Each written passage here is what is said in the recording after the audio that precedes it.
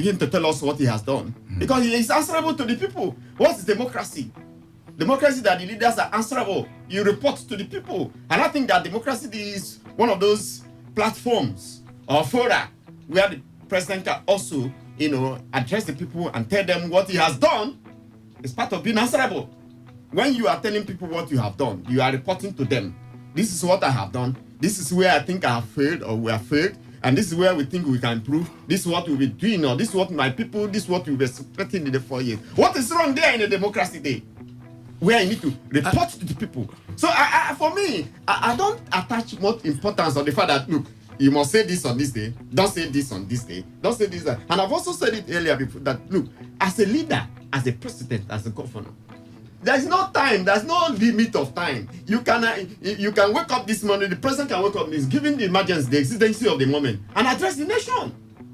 So there's no specific day where you say, look, you must say this on this day. Then don't say this on that day. Even on that democracy day, I know that it's a full-time program. Government, they know that they have planned activities for the day. They know the time allotted to each. That it's a democracy day. It's not a speech-making day.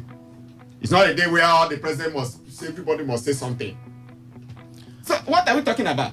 So for me, I don't attach much importance to the fact that because he didn't say anything on the inaugural day. So I don't see. My question no, I'm coming. See, was it in error? No, listen. assuming that in that presidential inauguration speech, yes, am I being made to understand that the president wouldn't have mentioned anything about democracy at all? No. He will mention. Excuse me. No, wait. He will. He will mention. Yes. Having said everything about his performance and what his failures and this thing, there's no way he will not talk about democracy. Good. And it's not also in error if he does talk about democracy. Okay. Now there's nothing wrong with that. Yes. So what is wrong now on a democracy day for him to now also tell the people what he has done, what he has not done, and what he hopes to do, and then also because that is you will talk about everything about democracy, and also use the opportunity to tell the people where he's heading to, where he's coming from. Exactly. Is there anything wrong with that? Let me answer you. No. Living example. No, I'm not. The one I'm saying is not even a dead example. Let me give you a living example. Now let me tell you this. The reason I'm saying so is that the bottom line of what we are saying is that we are sold to convention. That's just the bottom line. We are sold to convention. When Dr. Warner mentioned conservatism, I disagree here. Yes. See, you know that an invitation was extended to you to be our guest today, Thursday, 30th May. If you were here yesterday, would you have received welcome? Simple question. No. I know where I'm going to. Don't say if Dr. Warner relax. No, and let me just answer. But you also know that you can see visitors, unexpected visitors. Wait, you say welcome. no, this is formal situation. Yes. Formal situation. That could be informal situation. You know what? If Adahaji had come here, everyone would feel And you already. said, Mr. Welcome. But Would he now stand up here? you would have said welcome first of all. Whether formal or informal. Dr. Warner, you understand what I'm saying? You are in the university system. You yes, are in the university system. Yes. You know quite well that I believe that you have held one position or the other within the university system. Yes. And the day you were being given that mandate, you made an acceptance speech. Yeah. The inaugural speech is like an acceptance Of course. speech. The president needs to accept. And in accepting, he will not tell us, we gave him the country in his hands in 2015. You have been given again now. What have you done? It's a day of giving an account of stewardship. You need to give it. He swore by being sworn. The fact that he has sworn to oath of office. Which oath? That is an acceptance. He has taken oath, yes. Tell us. You say something. This one I'm saying. This one I'm saying. We're not saying anything. I'm saying that we are sold to convention. I'm not. There's nothing wrong about that. Convention, yes. I agree. Conservatism, no. I disagree. I don't talk about. I'm saying we are sold to convention, and because it is convention and it's not statutory, it's not. Just room for this kind of changes, and I don't see anything on earth because. You talk on inauguration day, you will talk about democracy. Alhaji, this is not a family affair. If it were the way you are talking about, and sensitization had been that all along, before that May 29, that you see, we are not going to have an inaugural speech on that May 20. Nigerians would have attuned their mind. But this one, the situation, everything is holding as known. You come, you finish. Even it would have been based, as Dr. Warner said, that I have accepted I'm your president, I remain your leader. He has made an inaugural speech.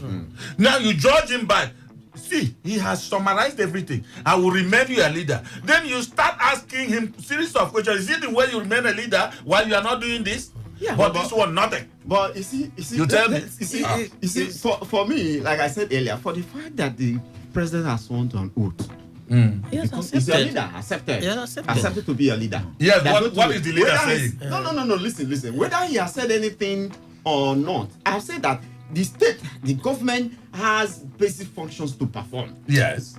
Do you agree with me? He has accepted to perform those functions. He has accepted by swearing to an oath. He has accepted to perform those basic functions, protect lives and property.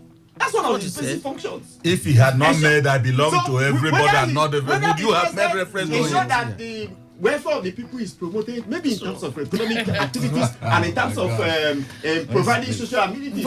He has accepted that on the basis of the fact that he has sworn to an oath. All right. So he doesn't need any speech. So in 2015, if he has sworn to an oath, you would have made reference to this non-existent. These speeches are deceptive.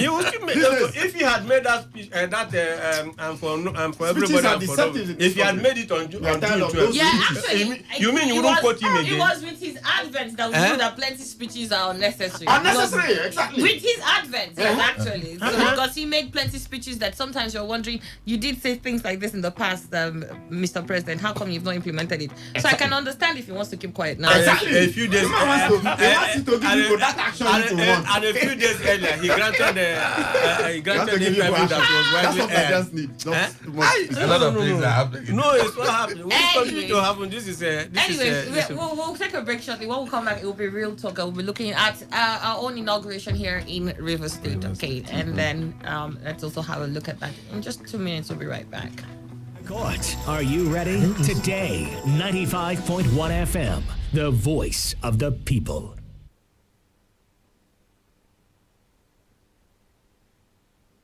Today 95.1 FM, good morning. My name is Ifeanyi. I'm calling you from...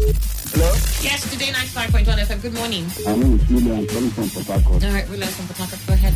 Talk radio. You have a right to say no, right? All right. I'm calling from Uniqua. Okay, thank you so much from Yenagua. We are the station that needs no introduction. Of course, you know, we give the best in news, sports. You like football, right? Entertainment, politics. In fact, call it talk. Yes, we know there's a lot you want to hear, and that is why we talk about everything. Talk radio. We're right before you. It's just a dial away. This is your number one premium talk radio. Today, 95.1 FM, voice of the people. Are you in search of a place to do all your audio recordings?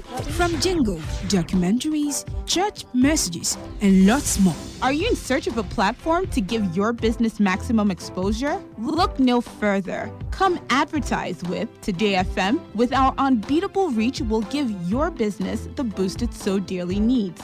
Visit us now at number 1 Today FM Drive off East West Road, Rumekini, Port Harcourt. Whatever the business is, we'll give it a voice. 95.1 FM, voice of the people. And we're back. Real talk. Real talk. But it is the head that is supposed to push the followers. Today, 95.1 FM, we bring you insights, intrigues, and happenings on the local politics of the Niger Delta. But if that property you have somewhere worth that 1 billion is tied to a fraud of state money, if you can prove it's your personal money, you didn't commit any crime. Join us every weekday, 9:45 a.m. to 11 a.m. Real talk. Keeping it real.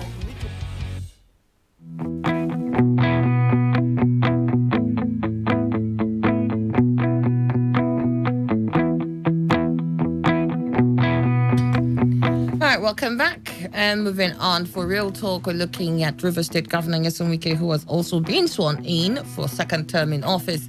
Governor Wike took his oath after his deputy, Palibo Harry Banigo, was sworn in the presence of guests at the Yakubu Gowon Stadium, Port Harcourt. Governor Wike, in his inauguration address, said significant achievements were made during his first term in office. Governor Wike, who highlighted some of his successes, said he was able to reposition Rivers State because of the support he enjoyed from the people. System and advanced access to quality healthcare. We have in the last 4 years stayed true to our commitments and responded to the compelling prescriptions of the covenant we entered with our people. Today, we are proud to say that we have, in the last 4 years, delivered significant milestones on our development agenda and advanced the progress of our state despite the daunting challenges. We gave true meaning and expression to the rule of law, separation of power, and judicial independence in ways never experienced. Today, our judiciary is the envy of other states. We have, in the last 4 years, tackled our fiscal challenges, improved our revenue mobilization. We have eased the tax burden of investors. Our economy is upward trajectory, creating jobs and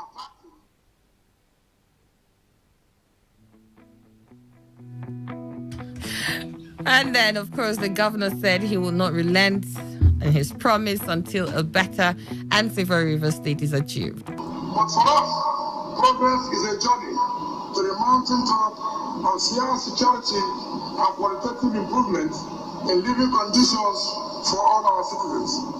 Therefore, even with the progress we have made over the years since 1967, it seems today that we are only reaching to the foothills of our collective aspirations. Our task is therefore not yet done. Neither is our mission in governance accomplished until we fully and comprehensively deliver on the vision of our founding fathers and the promise of statehood by building a state that offers equal protection, freedom, and opportunity for everyone, irrespective of background. All right, that was the governor, Nyesom Wike, there at giving his inaugural speech. At least he gave an inaugural speech. But what we're going to focus here on will be his action plan. He announced the ban on street trading and declared a state of emergency on sanitation in Port Harcourt. Sanitation had become such a huge problem. It has just become messier and messier for people in River State, especially for those who lived in Port Harcourt and Obiakpor environs, who perhaps had seen how clean it can get sometimes and had seen how terrible sanitation had deteriorated within that area. But he's declared a state of emergency on sanitation. I don't know. I know that the PDP chairman is the head of Riwama. Yeah. Well, if there's a state of emergency on that means they must be having serious talks with the Riwama boss on this particular issue. But let me get your thoughts on this, Emmanuel. Well, I think first of all, there's a big difference here. In Rivers State, there was an inaugural speech, which of course for Emmanuel Ndukwe is commendable because we need to have a hold on certain things you say on that particular day. Mm-hmm. You are coming in for fresh service. Now, so for Governor Wike and his team, that was a job well done. Now, in terms of declaration of emergency on sanitation, a good job also, if it will be done as promised. Because, you remember one day I came here, I told you I was held by those people. I have to spend money, which I did not bargain for. But I thank God I was able to get myself out of those boys who more or less took me. While all along we knew we were dropping refuse. But that particular day, they said, "Oh, guy, you mustn't drop it by this." I said, I work in the media house. If there had been a change and the announcement had been made, I would have known. But of course, you said differently. So instead of carrying me and then going to the office, I paid them the money, whether it went to the office or not. I paid those boys and then got my reprieve. The truth now is that thing continued until the communities along this East-West Road now started waiting for those boys until the boys knew that, yes, it's not only a group of people that can collect money. They took off. We didn't see them again. Now, the PDP chairman is the boss of Rwanda that is saddled with this sanitation. And that the governor, the leader of PDP in the state, is saying there's going to be an emergency on sanitation. I want to believe that all of them are speaking with one voice. And in that case, I think there will be a turnaround in sanitation. Because if it happens differently, it will then, I don't think it will. In fact, there shouldn't be any venture into thinking that there will be a difference between the PDP chairman and the leader of PDP. So for me, I think what we should do is like let Bola Ige will say, sit down, look. Let's watch as the emergency on sanitation unfolds. Because anywhere you go, you see that this refuse from the median, and in some areas in Obiakpo where I live, I have seen them construct something like a reservoir where you go and drop these refuse and all that. But in some areas, it's on the median, which of course is not supposed to be. When it will be overflowing in the median and coming down to the tar. And I don't think it's a good sight. So if such emergency is vested on that particular sector, it will be a nice one. And perhaps I think agriculture he mentioned again, that will also be nice. If that agricultural emergency will take it to the level of Oyakilome in the past, where school to land came up with all the, even areas that were talking about the equipment that go with agriculture. River State was having full sufficiency. Then, I think it will also be a nice one. However, what about security to farmers? I think it will be included so that people will go to their farms, harvest, not after suffering. Like my friend in Eche was telling me last night, that he went to farm, he nearly committed suicide. What he has spent much, he came, all his yam, everything planted there, his men had overrun that place. I think the governor, that emergency should also be extended to that particular sector of agriculture. It's a nice one, what he promises. Let's wait and read them. Okay, 5:15 a minute. Yeah, emergency on sanitation and security, SS emergency. Does the emergency affect security, please? I think no, only sanitation. Only sanitation. All right, that's good. We congratulate the governor on his re-election and taking oath of office, and then resumption of office for his second tenure, and all other 29 governors across the country. And that of Rivers State, as we are discussing now, and this state of emergency declaration on sanitation, it's a welcome development. It was long expected, especially when the governor himself had told us in several fora that he has condemned the way Port Harcourt is dirty, and even reprimanded to an extent by way of comments the Rivers State Waste Management Agency and what have you. But I know that when state of emergency is declared, it means that that sector for which you have declared state of emergency is in danger, and you need to regain control over how things are going there. And by so doing, you need to kind of suspend constitutional procedures in taking action in that particular direction. That is to say, the RIWAMA was created by an act of parliament, an act of the Rivers State House of Assembly. What state of emergency means is that that law is currently in the waste bin somewhere on the shelf, just push it away. And the governor can take actions without resorting to that law because emergency has been declared. Meaning that whatever law and procedure that is needed to take action to take control of that place is no longer there. And I think that what the governor should do is to really sit up to see what he can do at this point in time. It means that the governor himself right now is the head of RIWAMA. Because if emergency has been declared, I think to an extent he should see to the maybe stepping aside of the head of the agency, because I am trained as a professional teacher, and in teaching and in education, when the students have not learned, it means the teachers have not taught. So if Port Harcourt is dirty, it means that the head of the sanitation agency has not done what he was supposed to do, using the resources at his disposal, the machineries at his disposal, and the personnel at his disposal to achieve cleanliness of Port Harcourt. To the extent that the governor, I think, at some point used his mouth to say how Port Harcourt has metamorphosed from a garden city to a garbage city. And I think that by way of recommendation, what he needs to do at this point in time, having declared state of emergency, he should hold a kind of public hearing where people will be able to speak on what needs to be done. That is, if the people they have, the consultant they have, cannot work to redeem the image of Port Harcourt.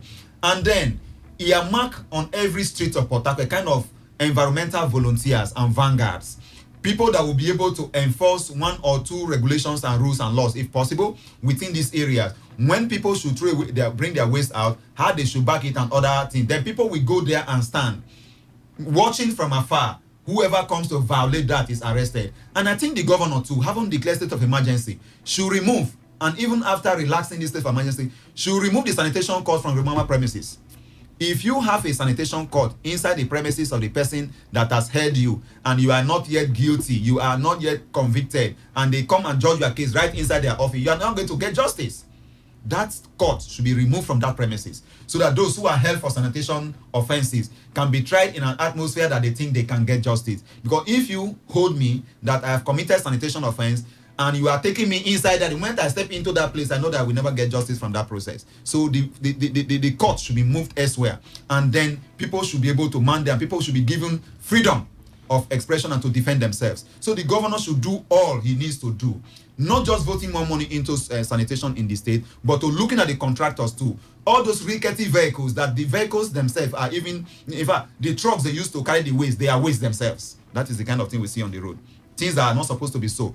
There are countries and there are even states where you have vibrant, strong vans that are evacuating this waste. And most times these vehicles break down on the road and they stay there and stink for weeks and they are not removed. There should also be a kind of backup plan whereby other contractors or other machineries of government will be set aside. If there is any lapses at any point in time for the evacuation of waste on a particular area you have carved to a contractor, that vehicle immediately steps in and handles that, and the cost of doing so deducted from the contractor that has been given that area to man. I think all these things should be put into consideration. And then the waste, we have told the Rivers State government, in other climes of the world, the kind of waste being generated in Port Harcourt can be used to generate electricity. And I think that waste should not just be thrown away and elsewhere they are polluting the environment, when we can actually use the waste being generated to generate electricity that people can still use.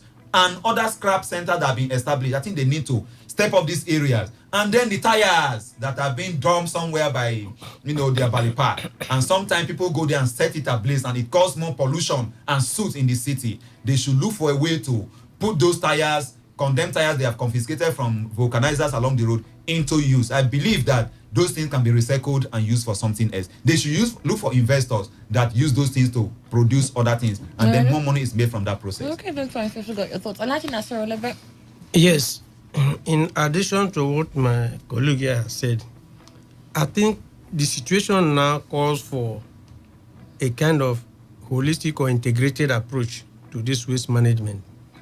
We should go beyond collecting the refuse, going to somewhere, maybe borrow pit or something and dump it there, use it to reclaim land or something. I think the technology has gone to the extent that we can use this waste to either recycle for other purposes or use it to manufacture things. Like we have had now, there are situations where waste are now used to manufacture organic, is it organic? There's an organic fertilizer, there's something they call it, manure or something like that. So it's a big business now. Some people are now using this waste, you make a huge area, turn it into compost or manure, and then they sell to farmers or distribute to farmers instead of using this factory-made fertilizer that eventually turn out to harm the soil. So if we are able to plan our waste management in that direction, from the garbage cans to some kind of factory or to some composition, at the end of the day, we get some products that will be very useful. We will begin to see a situation where even people themselves can go to those recycling editing to throw their garbage or to even sell their garbage. It's happening. There was this country, they say, imports garbage from other countries and they use it to generate electricity. I don't know where, one of those North European countries. That is to tell you, say, waste can also generate revenue if it is properly packaged. So I want to look at a situation where the whole thing is looked at from that perspective. Again, what is more important is designating a proper place where people can go and dump this refuse. Mm. It's not a situation where you ask people to travel for over 500 meters. And sometimes they even need to enter Keke Napep to go to where there's a dump site. That's not good enough. There should be proper areas, and those areas, it should be. You see, what you see on the road now is that you see some manhole, this drainage manholes, and they create this waste size near such manholes. Quite a number of the refugee people go there today. You find them inside the manholes. You see those sweeping the road. They sweep into those manholes and then block. You see traders, all this, they just stuff all this inside the waste inside the manholes. And then when it just rains once, you see the whole thing on the street. Nowhere for the water to pass. So that area should be looked into properly. Then on the issue of emergency, if I am asked, the greater emergency, the area that requires urgent emergency is security. The waste problem is to a large extent limited to Port Harcourt and environ. But this security issue cuts across the entire state and is going on a daily basis. People are dying, people are being beheaded, it's going on. It's very scary. People can't even go to farm. If you want to do agriculture, this thing, how do you go to farm when there are boys waiting for you there to either grab you and exchange you money or even behead you? You can't go to farm. Even where you farm, you cannot go and harvest what you have farmed. So I think that security should have come first. Security will come first and see how we can make the state safer for any kind of economic or activity. If that is not done, it will stretch the imagination to believe that we'll achieve success. But by the time you finish with sanitation, the issue of agriculture will be begging for you, and you cannot go into agriculture if there's no security. And I hope that when we are going into agriculture this time around, it will be with an eye that this agriculture sector should be able to be regenerative. Whatever economic activity we want to go in, should be regenerative economic activity, one that will regenerate the state and lift the people. They should have end users to economic activities, agriculture and the rest. There should be end users. Have we thought about those industries or factories owned by River State lying fallow in Trans-Amadi and other areas that, if resuscitated, would be a good point where agri-products will be sold, like Revoc. They will need your palm kernel to produce their vegetable oil, like Reef Biscuit. You have a new Nigerian Engineering Works, and many of them. So, as a first step, government should look into resuscitating this industry, moribund industry, so that people can have where they can send their raw materials and earn money. And they will also have people who will distribute the products from these companies. By that, you are also generating work, and there will be enough work for people to do. Right. There will be enough activities for people to engage in youths, and then we'll have less of this insecurity. Okay. It should be a package. All right, then. Let's move on now to Dr. Emmanuel Wona. Yeah, first let me congratulate the governor on his inauguration as the executive governor of River State for the next 4 years, and also to thank him for his brilliant inaugural speech. We expect that those things he said will be fulfilled. We have faith in him. We are believing God that he's going to do accordingly. And for the area of sanitation, of course, there are other areas apart from sanitation that need serious attention. First, with sanitation. It's quite appalling and debasing that if you come to a civilized society, particularly Port Harcourt as the capital city of River State, you find some refugees along the street. For me, I used to feel bad. And what impression does it give to any person who is just coming to River State or Port Harcourt for the first time? It gives me the impression that these people are living like animals in the bush. And I think that this is not the first time the governor has made comments about sanitation. And, he has said it. I think it's about the second or third time now. And for me, it appears each time he says something about sanitation, the sanitation situation gets even worse. I just recall that last week or so at Rumokoro there, one of those trucks broke down. And you know what? That truck stayed there for almost 4 days or 5 days. Just there at that roundabout there at Rumokoro. And I was wondering, he said that the people are not aware that this thing is happening. With refugee inside. Yeah. For almost 4 days. And dripping water like exactly, at Rumokoro roundabout. And again, what also baffles me is the fact that the chairman of what do you call it, Rwanda is the state chairman of PDP, who of course should be working hand in hand with the present administration, with the governor, to ensure good governance. And I want to believe that he reports to the governor, and sometimes maybe the governor asking questions, what is happening in this area? And I want to also believe that the remittance or the money paid for the cleaning up of Port Harcourt is being paid almost a monthly basis. I'm not sure he's complained about fund. And so the big question is why? Because I was thinking that, they are working as a group. There's a team spirit.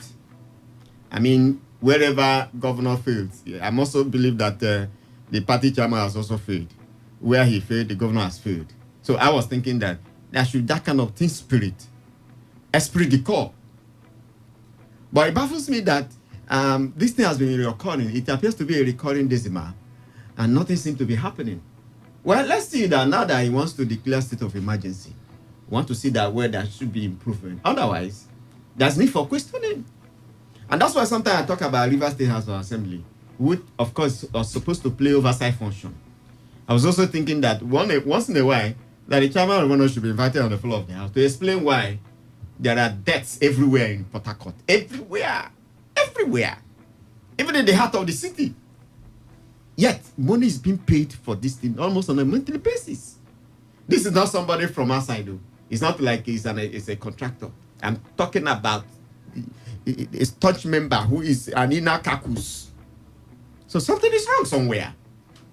Let me believe that the emergency situation will bring succor, will bring life to this sanitation we're talking about. And again, I'm also thinking that, again, it's also about attitude, I'm also thinking that a day we set aside, maybe on one of those sanitation days, that should be rammed into the ears and heads or brain of residents in Port Harcourt and its environs.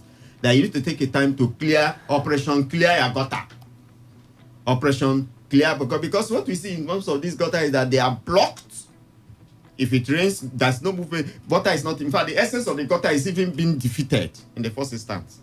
So I'm also thinking that part of the emergency will be that. And the funny thing is that it's now you see them actually trying to excavate some of those drainages now that the rains are here. That's when they're trying to excavate some of it.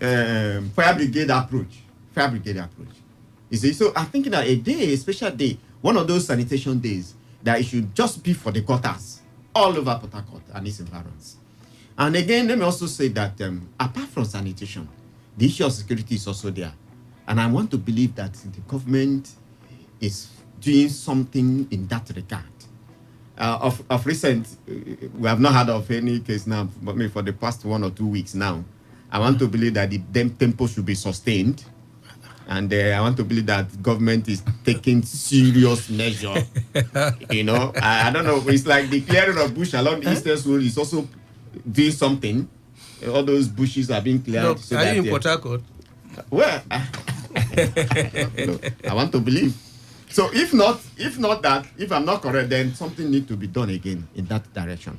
Again, on the aspect of health, a healthy body is a wealthy body. I want to believe that government should also pay attention to the health of the health institutions. Are almost getting dilapidated. Nothing is happening there. Look at some of these general hospitals. For instance, General Hospital Elamini is like a forest. And other general hospitals here that can complement the efforts of these teaching hospitals. Now, if I teaching hospital bring up because every small thing anybody has had malaria or typhoid fever is teaching hospital. These are supposed to be special centers, referral health institutions. But because some of these supportive healthcare centers and healthcare institutions are not functional, so pressure is mounting on the teaching hospitals and maybe some private health centers. So I think that the government should also do something, at least to resuscitate some of these general hospitals in some of these in the local government areas. I have one at General Hospital Lalimini. That hospital has been there, is dead. Nothing is happening there. Overgrown by weeds. And I think that's what also happening in other general hospitals. You go to General Hospital, Shopom, all those, maybe Degema or Buguma, all those areas. If they can resuscitate them, people can have easy access to these general hospitals and get good healthcare, services. And then, of course, agriculture is important, apart from providing enough food, I think agriculture should also provide employment. I recall that Reason Pan was here, which of course is an agro-based industry. A lot of River State engineers, not even non-indigenous, got something doing. If government can also think in that directive, in that direction, we should be able to have those companies resuscitated, agro-based. There's nothing wrong in establishing farms. We have arable lands lying fallow. Government should exploit them, invest in agriculture, engage the youth. That's even a sure way of tackling the issue of insecurity. Engage the minds of youth. If people have what to do, there is business flowing. People will think less about crime. So I think it is important that we begin to think in that direction. Government should focus on things that have multiplier effects, things that improve the economy. What is wrong if Port Harcourt or Rivers State is noted with this, is noted with agriculture, is noted with one particular agricultural product that it can even produce enough for local consumption and of course export. We have enough foreign internal generated revenue. And again, we move forward as a people. We need this development. We need to bring back the glory of Port Harcourt and indeed the River State. Well, he did say something about, sticking with the ideals of the founding fathers of River State. Exactly. Bring back the glory of River State, the glory of Port Harcourt. So that we can live happily here in the state. Let it be an enviable state where people go say, okay, if you go to River State, you go to Port Harcourt. And of course, if you provide this enabling environment, it will be a source of attraction of, tourism. People from outside, investors will come. They want to do business here because it's thriving. It's a very salubrious ground for business to thrive. Okay, all right. Well, that will just wrap that up. But just before we go, let me just overview over some of the governors, especially the new ones who came in. And I'm just going to cherry pick now, if I can remember, some parts of their inaugural speech. And I think for Oyo State, if I'm not mistaken, he said he was going to give free education, primary school education, I think, free primary school education. Is it Bauchi? Bauchi said they were giving free medical treatments to children, I think up to 5 in public health institutions, who go to public health institutions. Now, there has been a little bit argument back and forth over this, especially for the free. They're the ones that said they can't pay. It's Oyo now. Oyo State said they can't pay. They can't pay the 30,000 minimum wage, but then they're offering free tuition fees. And then the argument for some people is that you're just coming into office and you don't even know what kind of financial strength is on ground.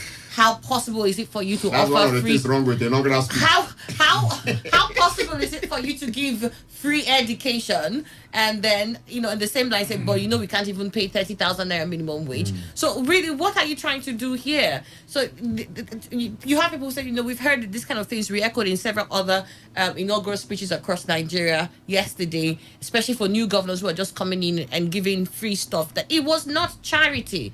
This is not charity. This is government, and that what you need to do is that you're able to understand the situation you're in and what you have to deal with and what you can propose for the people. Of course, you have a blueprint.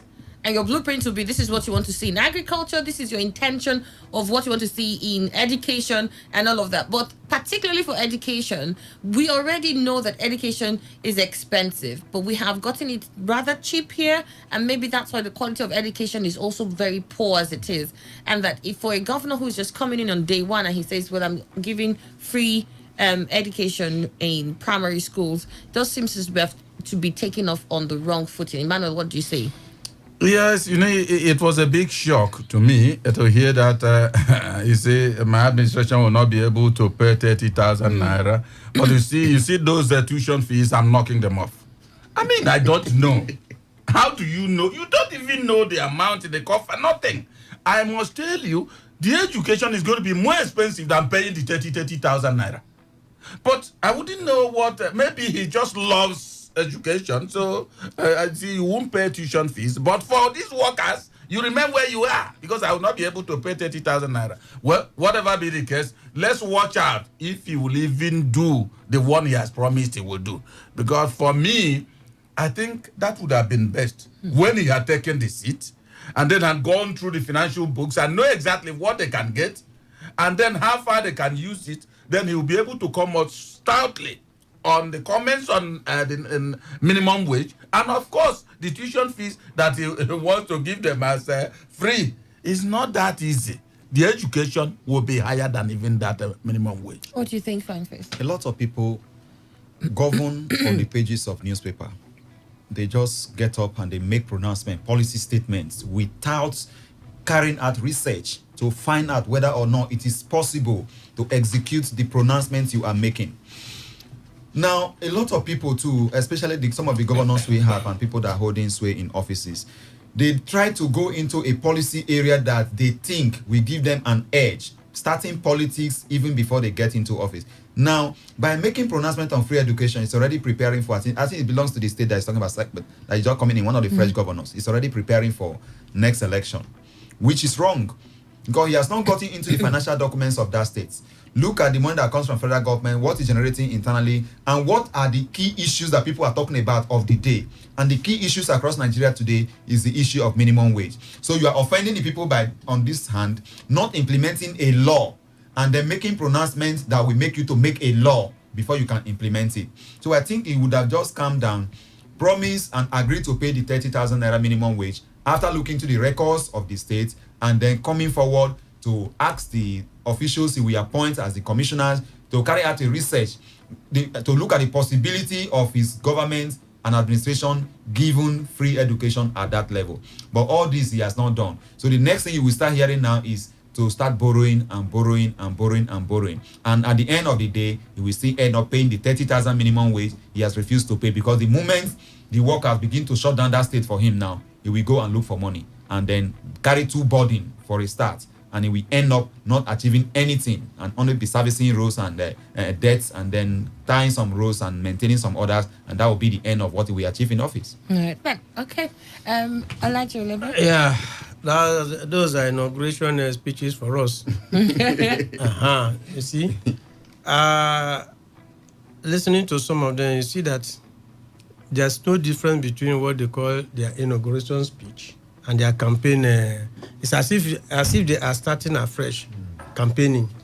Or like my colleague said, probably they are preparing for the next election. Otherwise, this kind of, some of what they say shouldn't have been said. You see, it does not, you don't have to give a whole logbook as an inaugural speech.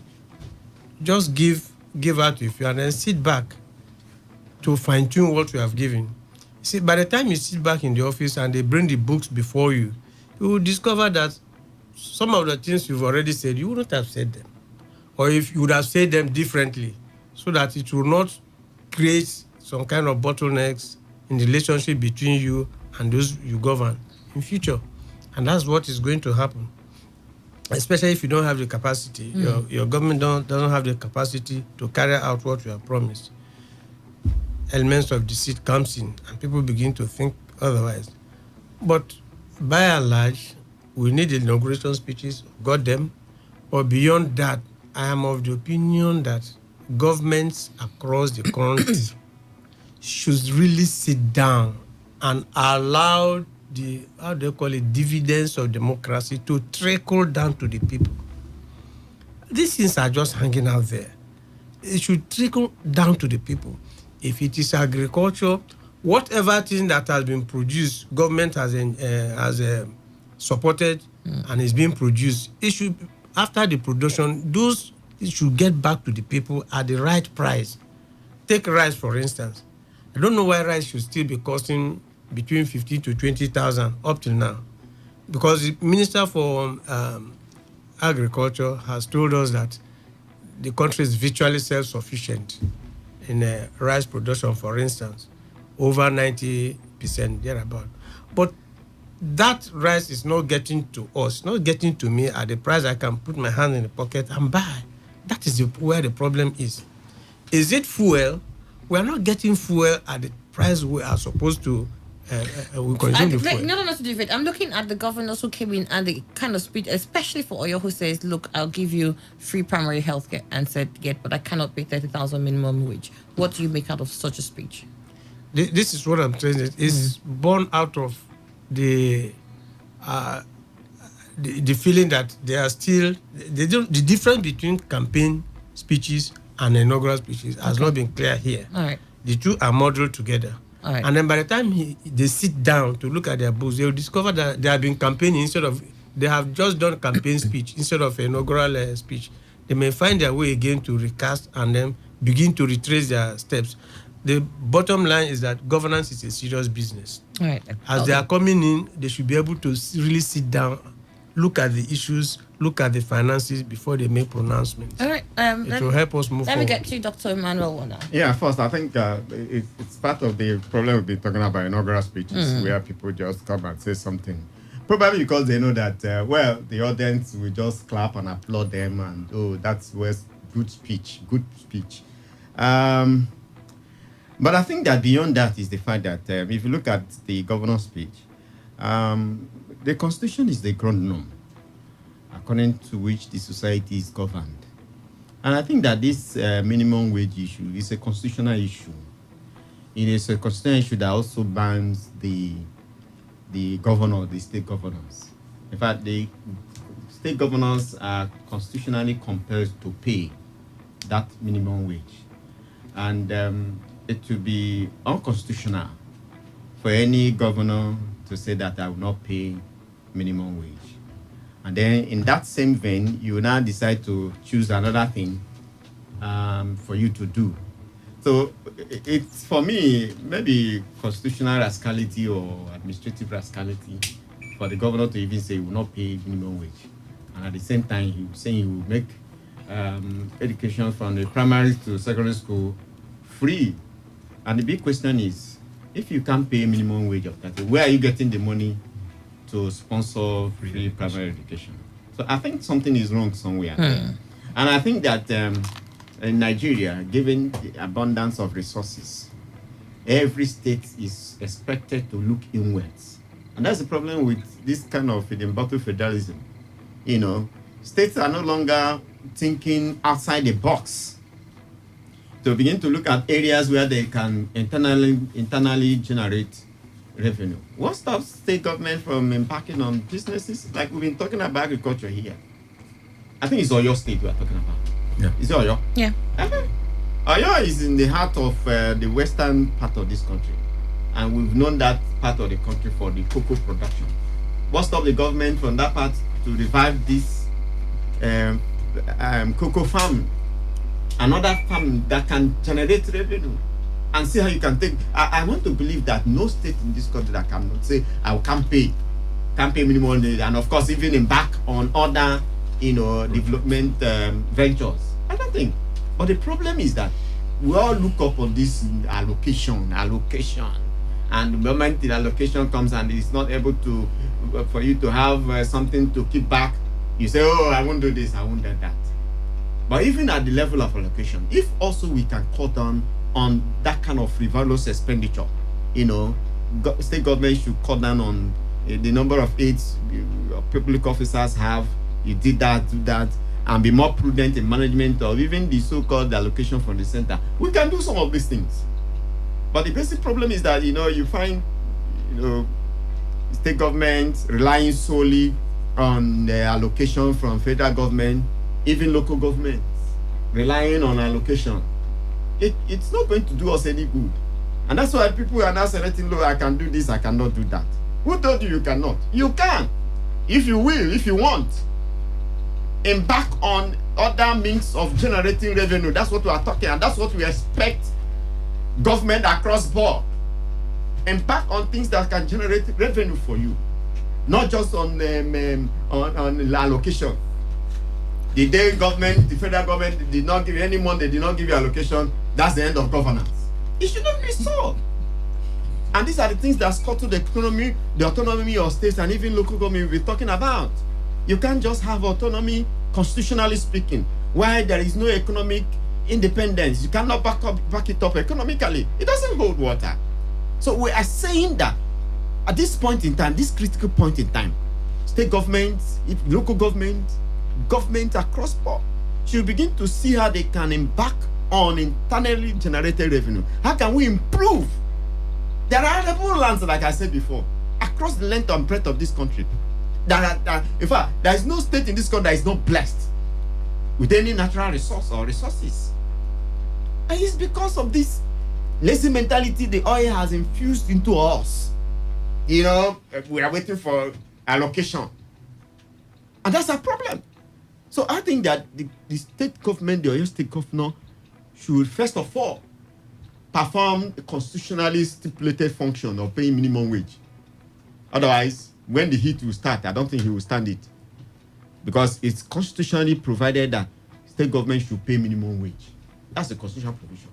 And every public officer, every governor, every person must obey the constitution of the land. The one that just makes me chuckle is I can't afford to pay minimum wage, but I can do good. How? For me, being frank, he's confused. He's confused. You see, for me, being frank is good. If he can't pay minimum wage, whether constitutional provision or not, if you can't pay, you can't pay. But that doesn't mean that you now stop where revenue should have come in for education. Good, no. I know that side is very strange for me. I don't know, but what I'm saying is that if he's making promises, for instance, I will look into the minimum wage because he's an outsider yet. So I don't know where he got everything from to know that this is the position, the financial position. I can't handle this. I can't handle this. The spirit of inaugural speech. No. Look, let me tell you, that is what they're confused for. The inaugural speech that he should make should not have anything new inside that document. No. Other than the promises he was making during campaigns. On the inaugural day, you translate your campaign promises into an actionable document which you read out to the people. And if that statement that he was going to give free education at primary level wasn't contained in his campaigns getting to that office, then he never needed to make that statement going into even at that, it could be a plan. But it's not. Yes. It's not as if like how you say, look, like how Governor Wike has declared the state of emergency. That you now say, okay, I'm going to declare free because he's been there. He has been there. He knows. Yes, he knows. You're just coming in. You can't come and say I'm going to declare. That's what I'm saying. Because to me, it must be a Superman. Well conceived. It wasn't well conceived because you can't say you're not doing this. Yeah, but they must have clapped for him. Because of course we like to hear this thing. That's what we like to hear. Exactly. If he has that in mind, why is he working at the modalities? And that's why we are to pay the minimum wage, and automatically you are even paying the school fees for the children. But there's this aspect also. Before it was being sworn in yesterday, his team and the team of outgoing handover this thing. They may have sorted out this thing, and then the handover document you saw it, you now saw that okay, I can do free primary health, free primary education. Look at a bag and know what is inside the bag before you make comment based on what you.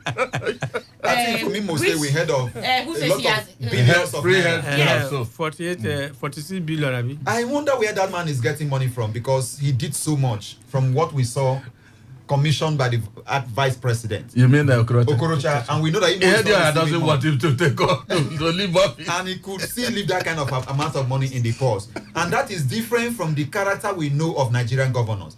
On the eve of their leaving office, they empty the bank account, the treasury, and they leave. And Okorocha could do so. I congratulate him and I say let others also learn from him. Which other governor was talking about him inheriting debt? There's one governor that said I think he's Bauchi. Okay. Bauchi is the one that said He's inherited over 100 and something Or billion. let him run his own so that when he's going over there, that is successful. I think even Ekiti also. Okay, all right then. Anyways, it's time for our listeners to be part of the conversation. We'll let you now sending your thoughts to us. Either you call in 0810-951-0951 or 0817-0000-951. Those are the numbers you need to dial to get to us here. Let's know your thoughts on the fact that the president didn't give an inaugural speech, the fact that some presidents, ex-presidents were not there, and then also on the governor's inaugural speech here, particularly his announcement on the ban on street trading and declaring a state of emergency on sanitation in Port Harcourt. We'd like to get your thoughts on that. And of course, he also did say something about getting rivers to the to that dream that the founding fathers had. I know several times we've had discussions with River State. We've always said there must have been a blueprint somewhere. There must have been something, a vision for what River State ought to be. And how come? And I think I have some comments about that. We don't in have the blueprint of River State, I know quite well that the issue of creating more cities in River State was there. The parboard language was there. And somewhere from around the NTA road, there is a road that is supposed to link up to town. That road is there. The governor should develop it and also create more cities to decongest Port Harcourt and open up other parts of the state and create jobs for people. All right, that for the governor. And then, of course, generally for governors who came and gave very sweet speeches, free primary health care. We cannot pay 30 minimum. Well, what do you think about that? Those are the three areas, real quickly. And then you can send us your thoughts via SMS and WhatsApp to 070-1933-9962. That's 070-1933-9962. Hello, today 95.1 FM. Good morning. Hello. Yes. Hello. Good morning. Good morning. What's your name? Mascot calling from Port Harcourt. All right, Mascot. Go ahead. Yeah. The inaugural speech. Everybody there. Good morning, please. Good morning. Good morning. How are you? You're fine. The inaugural speech. In fact, for me, I look at it as a misnomer that the president didn't deliver his inaugural speech yesterday. What is democracy then? What is democracy? What is 212? 212 should be a reminiscence on all Nigerians to conduct free and fair elections. If Mr. President had respect for the memory of Abiola, he could have signed that electoral act. Why didn't he sign that electoral act? To show reverence and respect for June 12th. Other than postponing everything to June 12th. He could have as well postponed his swearing in on that day to June 12th so that the judiciary and lawyers will swing into action. I don't understand. Now, if the head of 91 head of state should be coming on this, what will they be coming to observe? To observe rhetoric, talk shop. The head of states of other countries should come and witness that, the president of Nigeria is being sworn in. The head of state of other countries should have been invited yesterday to witness the swearing of the president. And then he delivers his inaugural speech, his achievements, his shortfalls, his shortcomings in the last 4 years. He failed to do that and postponed everything to 2012.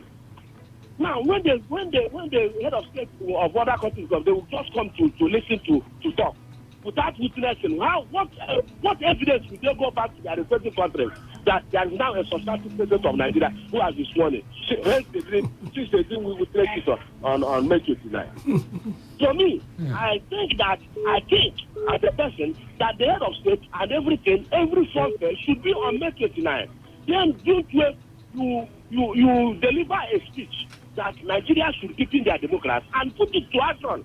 We need leaders who will put June 12, the reminiscence of June 12 to action by freeing the electoral process, by freeing the electoral space, by enacting laws that will guarantee free, fair election in Nigeria. When you fail to do that, you're giving memory, giving GCFR to this Abiola. It's meaningless.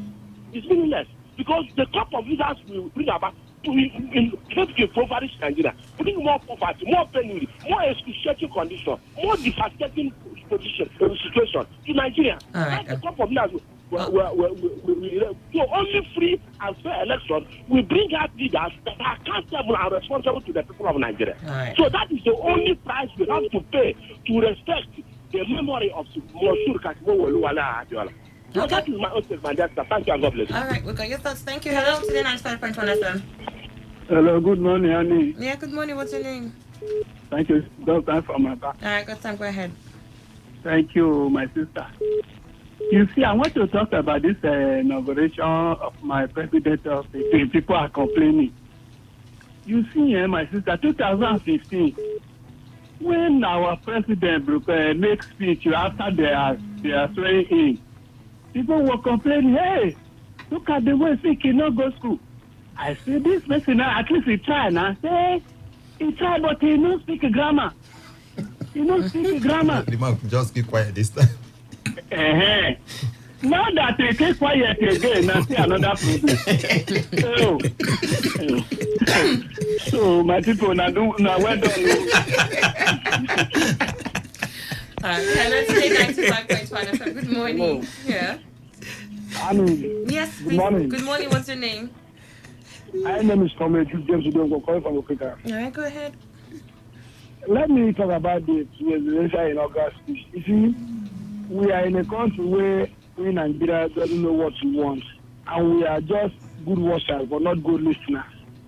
The president said that this May 29 is just a low-key event, that everything will happen on June 12th. And people should have waited to June 12th to hear what the president has to say, or not, since the man already make it clear to them. Now, but you know about to talk about what we expect from the president. We are now giving an antagonistic statement about his actions and inaction. It's quite a pity that we are so sentimental that we are not ready to even know what we really want as a nation. We are just taking everything because this is not party A is in office. So whatever that party A is doing is never your business. But for me as a person, I do believe that the president wants to make it clear that June 12th is a democratic day. He's going to make speech. He's going to tell Nigeria what he wants to do and what he doesn't want to do. You know that eliminate every action he has taken as a president. So every Nigerian should know. So for him to come and make this speech after campaigning, after telling Nigerians what he wants to do, what do you want to hear again? Is it the one that he has said he's going to do road? Even Abu are not even seeing the road. I was surprised when I went to Obibo. I saw the kind of road the president of the government have corrected from Obibo to Aba. I was very surprised. Nobody have talked about it. But when we only hear that the man is doing nothing. So for me, it's quite unfortunate that we are coming from a region that we are playing a regional politics which does not pay any good.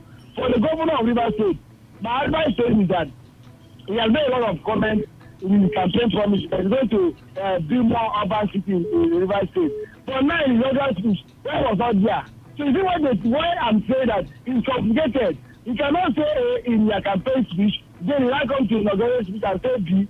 So if you want to maintain stability, you maintain that stability for your first speech campaign inauguration. So everybody will know that you stand by that. I will know by your body language you are going to work at it. When you talk about security, you mentioned police, you mentioned Air Force, you mentioned Navy. I never said that you are working with the army. So is the army not part of the security architecture of this country? So that is why I'm saying that all these statements is not here or there. We should maintain our policy by standing by what we know that we are capable of doing. No one just for you to come and make people to be happy and say, oh, this man spoke very well. At the end of the day, you cause more harm than good. Thank you and God bless you. All right, we've got your thoughts too on that.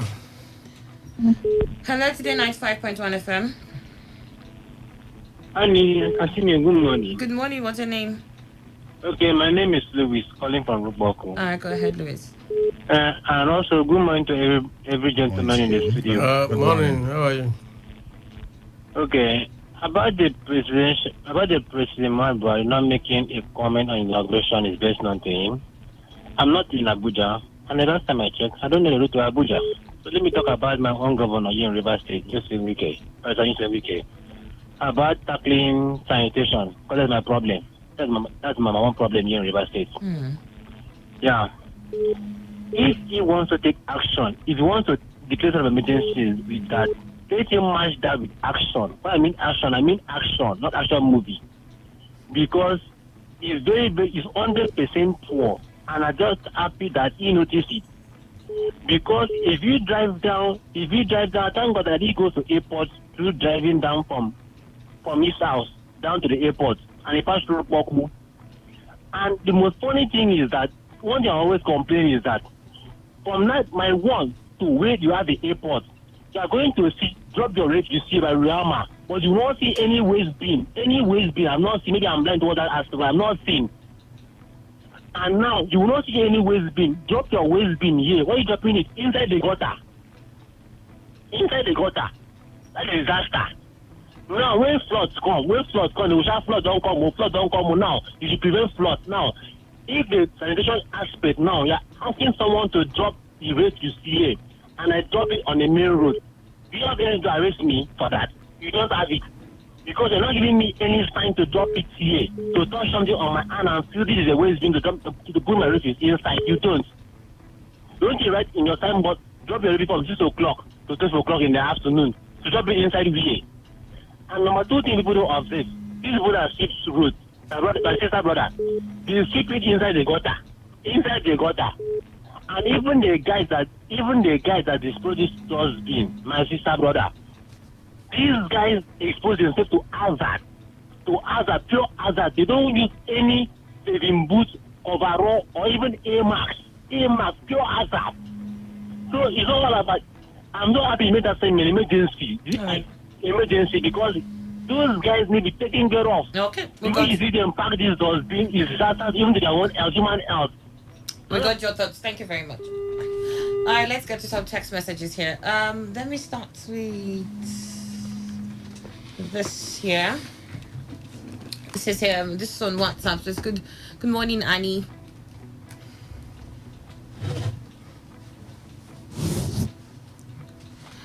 Let's call a spade a spade. If an imam for Islam or pastor for Christians fail to deliver a message on Fridays and Sundays respectively, their members will feel empty and disappointed.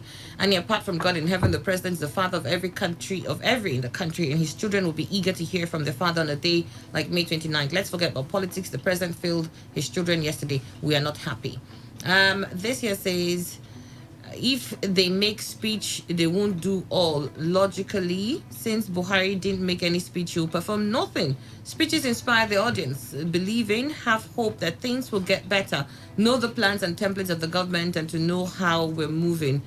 The bag he hung is what? That's Michael Newmont. That's where he put his Quran, Michael Newmont, if you don't know. A gift at Elios. What is wrong with everyone? So you guys really want our shy, non-talking president to come and give a speech on how change couldn't change anything but took us from management to poverty? How about you guys? Unfair. This is here. Do you expect Jonathan to attend an occasion he was not invited to? He was invited. Is Jonathan a young boy? Wiki invited him. You all know the invitation. Mr. Law, he was invited. All former presidents were invited. Fine face. I know now that your analysis on the president's failure to present his inaugural speech on May 29th that you can write better than Garba Shehu. Henry from Bori. Good morning. Obasanjo and Jonathan know why they opted out of the inauguration. 99% of Nigerian problems are from these men, especially in the National Assembly. And Madison from Thai. Good morning to you all. The inaugural speech will have been a subject of worry if from time to time the president and the governors are called to evaluate what is in the speech represents what transpired in governance within the period under review, but this does not happen. So I guess why the speech, right?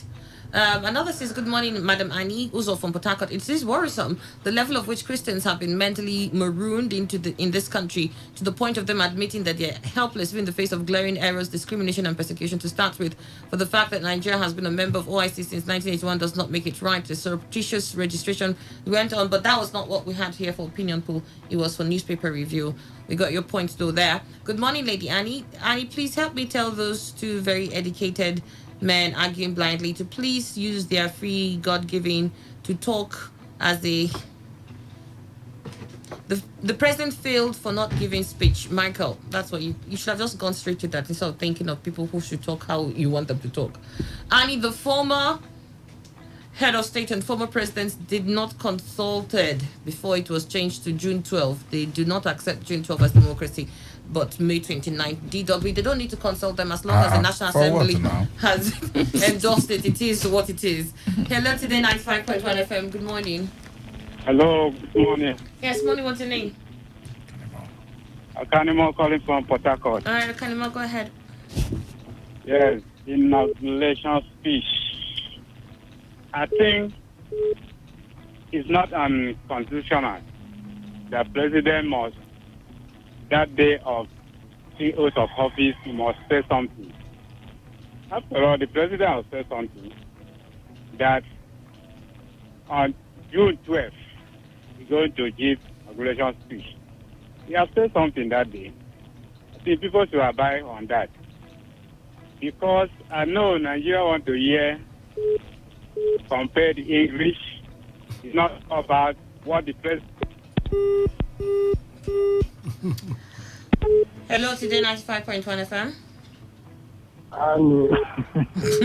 Good Good to have you. Good morning. Good morning, Ogaima. Good morning, sir. Good morning, my brother. Everybody, good morning. Good morning. Thank you. How are you? Very fine. I'm enjoying myself this morning. All of you are doing very well. The argument is welcome. All right, then. But I will align myself with Fine Face Dinamine and Ogaima in terms of inaugural speech. Because I remember even ordinary CDC chairman position that I first handled as a person. I gave an inaugural speech after my swearing in. It is different from the campaign and everything. Talk less of the president. Donald Trump, Obama, everybody all over the world. I see no reason why Mr. President will shift the date to June 12. Democracy Day is different from inaugural speech. Even when you are appointed, you will make speech in terms of you gathering with your small friends. This is what has happened, though, that celebration mood. They will give you microphone. You will thank the one who appointed you. Then you will talk things that you are planning to carry out in that office. So we should not just defend the defenseless. Mr. President has disappointed us. He's a father to all of us. Forget about political parties. Then, coming to state of emergency, Wike has been complaining of this thing. These are the kind of leaders I support. He pleaded yesterday, and listening to that speech again later after now. He pleaded, he asked for forgiveness. The Rivers people, please forgive my government. We have failed in this very area. That I'm declaring state of emergency to take care of River State. And yesterday they swing into action. The ceiling has started. That is demolition. Everything. Then in terms of the security, somebody was trying to talk about state of emergency, declaring state of emergency in terms of security. He said River State will be too hot for kidnappers, all these criminals. Yeah. That neighborhood watch is coming back with full force. He did not mention the army that someone pointed out. Fine, I agree, but he mentioned all other forces from Air Force, Navy. You talk about any other name, but only army. So we should not play politics with everything. If he did not mention army, already he has mentioned all these people that are under the federal government that he will work with. And thank you. You're welcome. Good to hear from you. Another here says Buhari should have at least said, I would not disappoint you, as like finish, end of, as speech. Maybe. And that would have been a speech. That's which the law. Least we may forget, the president may have bared his mind on the way forward within the press interview he granted a few days back. Methinks these leaders preferred being party to Democracy Day, and I'm sure they will be there. Governor Wike need not blindfold us. The level of insecurity within the state was the fallout of his actions and inactions prior to his assumption in office in 2015. Ojuko PC, you sent that in from Port Harcourt. This is Annie. Good morning. Let me ask you this question. For all the inaugural speeches that we've been hearing since 1999, who has it helped? Most of them will mount the podium to make bogus, empty promises, which at the end of the day, nothing will be achieved. We're sick and tired of hearing sanctimonious inaugural speeches. Let's forget about the sweet, deceptive words we always hear from them as inaugural speech. The president is a man of integrity. He is still working towards fulfilling his 2015 speech, and for everybody and for nobody. The ex-presidents have seen the handwritten on the wall. That's why they were absent. Or Paraibe, you send that in from Port Harcourt. And this here says it's from Obwa is nothing governorship ambition. Victor from Umadara. Is that why they put if that's what he's nursing, is that why there's death everywhere? What's that? Should have been the opposite now. We'll have shown a good hand there. Exactly. I was watching with keen interest yesterday when the national and defense flags were lowered, marking the beginning of a new dispensation. How can someone say that inaugural speech is not necessary on Inauguration Day? How can we rate and anticipate?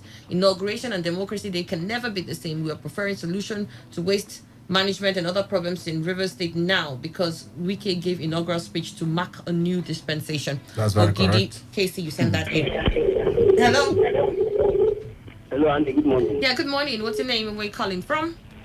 Okay, my name is Kingsley Long. I'm calling from Evening Post. All right, go ahead. Okay, it's a good thing that the governor has declared emergency on sanitation. That would bring River State back to its garden city. I mean, that would bring Port Harcourt back to its garden city status, and that would as well make the physical environment of River State attractive to outsiders and investors. That is a welcome development. Annie, you know how dangerous it is to have over 400,000 out of school children in a state. That is why Ayo Makinde, I think, has defined it as his area of priority attention. For the fact that there are over 400,000 out of school children, he wants to scrap the 3,000 naira fee they pay so as to encourage the out of school children to go back to the classroom, and that is a welcome development. I think the workers in us should be ready to make sacrifices necessary for national development, or I mean even for the development of their state. If he is not able to, he said he will be working towards he will be working towards being one of the first states that will pay above the minimum wage. So he's not even saying they will not pay and they will not pay going forward. He said they will be working towards it, but encouraging over 400,000 out of school children to go back to the classroom, whatever the sacrifice, I think is a welcome development. Thank you. All right, now we got your thoughts too on that. Thank you. Hello. Hello, good morning. Good morning. What's your name and where are you calling from?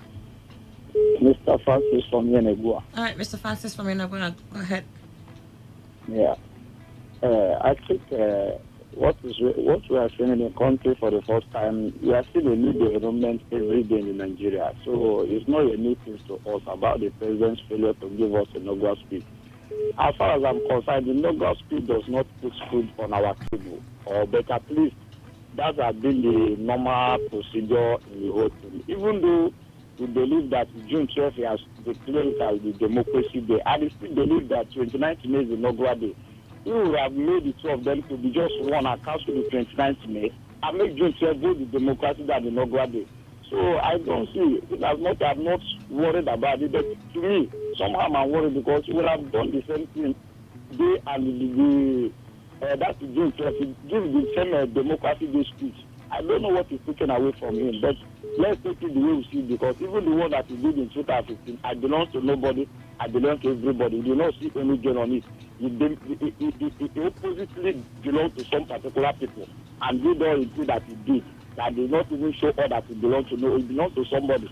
So maybe if he tries to give the inaugural speech, we have even worse the situation. It's better that he keep quiet. Even on that democracy day, let him keep quiet because we don't even anything good in him. All right then. Okay, we got your thoughts too on that. Thank you very much.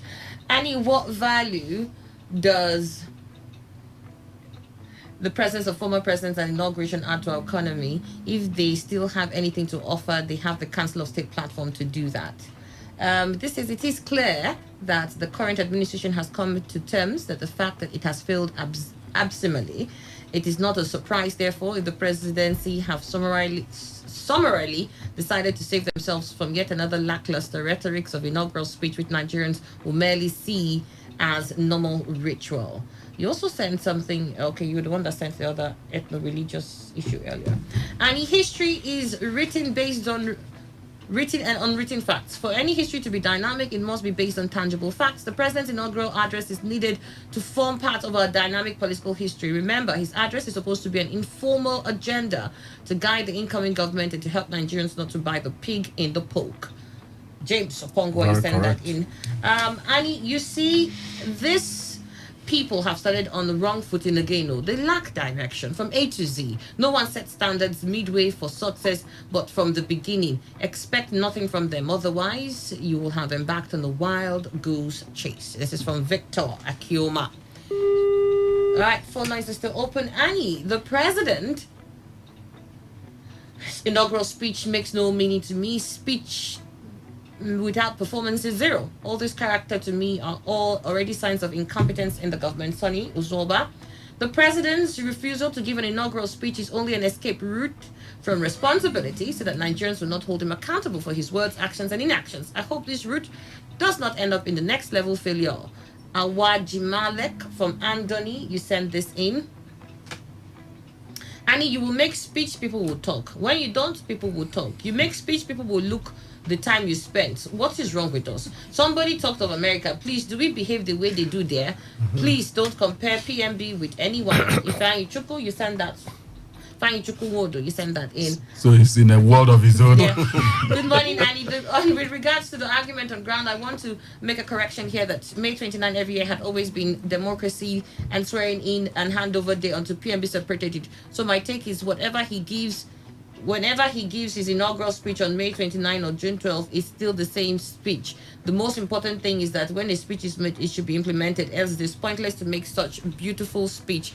FB send that in from Port Harcourt. We've got to go, gentlemen. Unfortunately, that's the last text I can take. Fine face in the minute, fine face. Well, nothing much to talk. We've analyzed everything, and the president separating June 12 from May 29th and calling this one Democracy Day, this one inaugural day, would have been a day of separate speeches, the same way he has separated that. 25th of December is a celebration day. January 1 is also celebration day. And the president gives speech on these 2 days. If he thinks what he did on May 29, not giving speech, is the same, on 25th of December, he shouldn't give any speech, Christmas message to Nigerians. And then wait till January 1 and then give the rest. Then the emergency on sanitation, I call on the governor to take steps and do what emergency entails by making sure that he acts to the fullest what emergency entails to recover Port Harcourt and return the city to its garden city status. Fine face in the minute, fine face public affairs analyst, thank you very much. And Haji Nasir Owelebo. Yes, I think I want to grant the president the benefit of doubt because I believe in the doctrine that yam, keep it in the barn, is for the stomach, cook it, is for the stomach. So whether May 29 or June 12, in Democracy Day, the speech was to come. The speech will come up. So right, let it be. In the state here, I want every resident of River State to give maximum support to the policy of the state government on this emergency, sanitation emergency, so that it will be of benefit to everybody. Everybody should key in. All right, then. But the governor should also think deeply and really go flat out on the issue of security. Thank you. We'll have his support. Thank you, Alhaji Nasser Owelebo, River State Islamic leader and Vice President General, River State Council for Islamic Affairs and veteran journalist. Thank you so much. You're welcome. And then Dr. Emmanuel Wona. Yeah, for me, what matters is not just when the speech is made or which particular day, but what matters for me is the implementation of what somebody has spoken, walking your talk. That's what is important. And I think that's what Nigerians expect. All right, and for the governor of River State, I expect that apart from the sanitation, the governor should be able to do something more spectacular for Rivers people to be a mark for his next 4 years. Dr. Emmanuel Wona, lecturer of political science, University of Port Harcourt. Thank you. Emmanuel Ndukwe. A speech could be given any day at all. However, a speech that belongs to inauguration day, should be delivered on inauguration day. If you don't do it that way, you create a lacuna. Dr. Wona says walk the talk. If you don't talk, what are you walking there? I don't know. All right, then we've got to go. Thank you very much. See you all next. See you tomorrow. Has never been this good. Today, 95.1 FM, Port Harcourt. Port Harcourt, are you ready? Today, 95.1 FM, the voice of the people.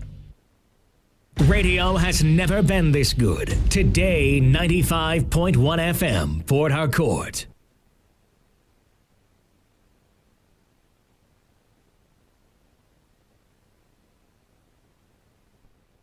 Port Harcourt, are you ready? Today, 95.1 FM, the voice of the people. This is Today 95.1 FM, Port Harcourt, voice of the people.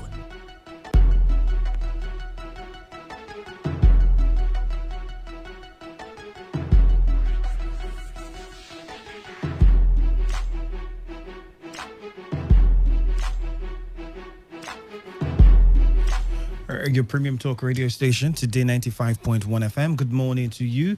My name is Ifemi Andrew, and at the moment with me in the studio is no other than the one and only Jesus baby, Reverend Dr. Uche Juliet Ajurisin. The last time she wasn't here, she sent a representative, and secretary was here, and people were asking, where's Jesus baby? Well, Jesus baby is now with us in the studio today, and she's here with more good news. Bethel Evidence Assembly, Home of Evidence, they have a program coming up, Operation End Hard Labor. Operation End Hard Labor. I think a lot of people should really, really be part of this, because plenty hard labor outside, plenty hard labor. The theme is Destroying Evil Garment, and it's starting tomorrow, Friday, 31st of it's on 31st of June, rather. No, 31st of May, rather. Tomorrow, 31st of May, 2019. It's going to be a 9th vigil, so 9 p.m. is the time, and that is when it is starting. While on Sunday would be the second Media Thanksgiving Cultural Sunday, 8 a.m. I think this happens every last Sunday of every month. No, this is media. Okay, media Thanksgiving, and it's going to be cultural. It means you dress in your cultural attire. Yeah. That's what you dress with. So let's hear from Jesus baby this morning. You're welcome. Good morning. Good morning, listeners all over. God bless you all. I want to first of all appreciate everybody who attended the program. From Radical to Miracle. I want to appreciate you for coming. God bless you for coming. I appreciate you all in the name of Jesus. And we have a night vigil tomorrow, 9 p.m. tomorrow night. Remember that the month is ending tomorrow. It's not yet over until it's over. It's not yet over. There is something you are still expecting, and your own miracle. There is a lot of thousands of testimonies we can share that happen in that program, and your own is still waiting for you. You that is listening, you that is in your house, in your office, your own is still waiting for you. I'm Reverend Dr. Uche Juliet Ajurisi. What is the team? Destroying evil garment. There is a garment everybody is wearing spiritually that you may not know. It might be the garment of hard labor, garment of shame, garment of delay, garment of pains. But God said we should destroy that evil garment tomorrow night. Remember in Zechariah that Joshua, the high priest, was wearing a filthy garment, and God sent an angel to remove it from him. So I don't know the garments you are wearing that have been stopping your miracle. I don't know the garments you are wearing that have been stopping your evidence. God will remove it in the name of Jesus. It's happening tomorrow, 31st tomorrow, 9 p.m. In the night, 9 p.m., tell somebody to tell somebody. And it's happening at number 1 Jesus Baby Road by SAS Office, Rumpoku. Number 1 Jesus Baby Road by SAS Office, Rumpoku. The numbers you can call for direction, for prayers, for counseling are 070-677-55402. 070-677-55402. The second number, 070-6166-5950. 070-6166-5950. On Saturday is IMF International Men Forum. IMF 4 p.m. International Men Forum. If you have been attending, you will know it's a great one. IMF, the power of the society. Women building the society.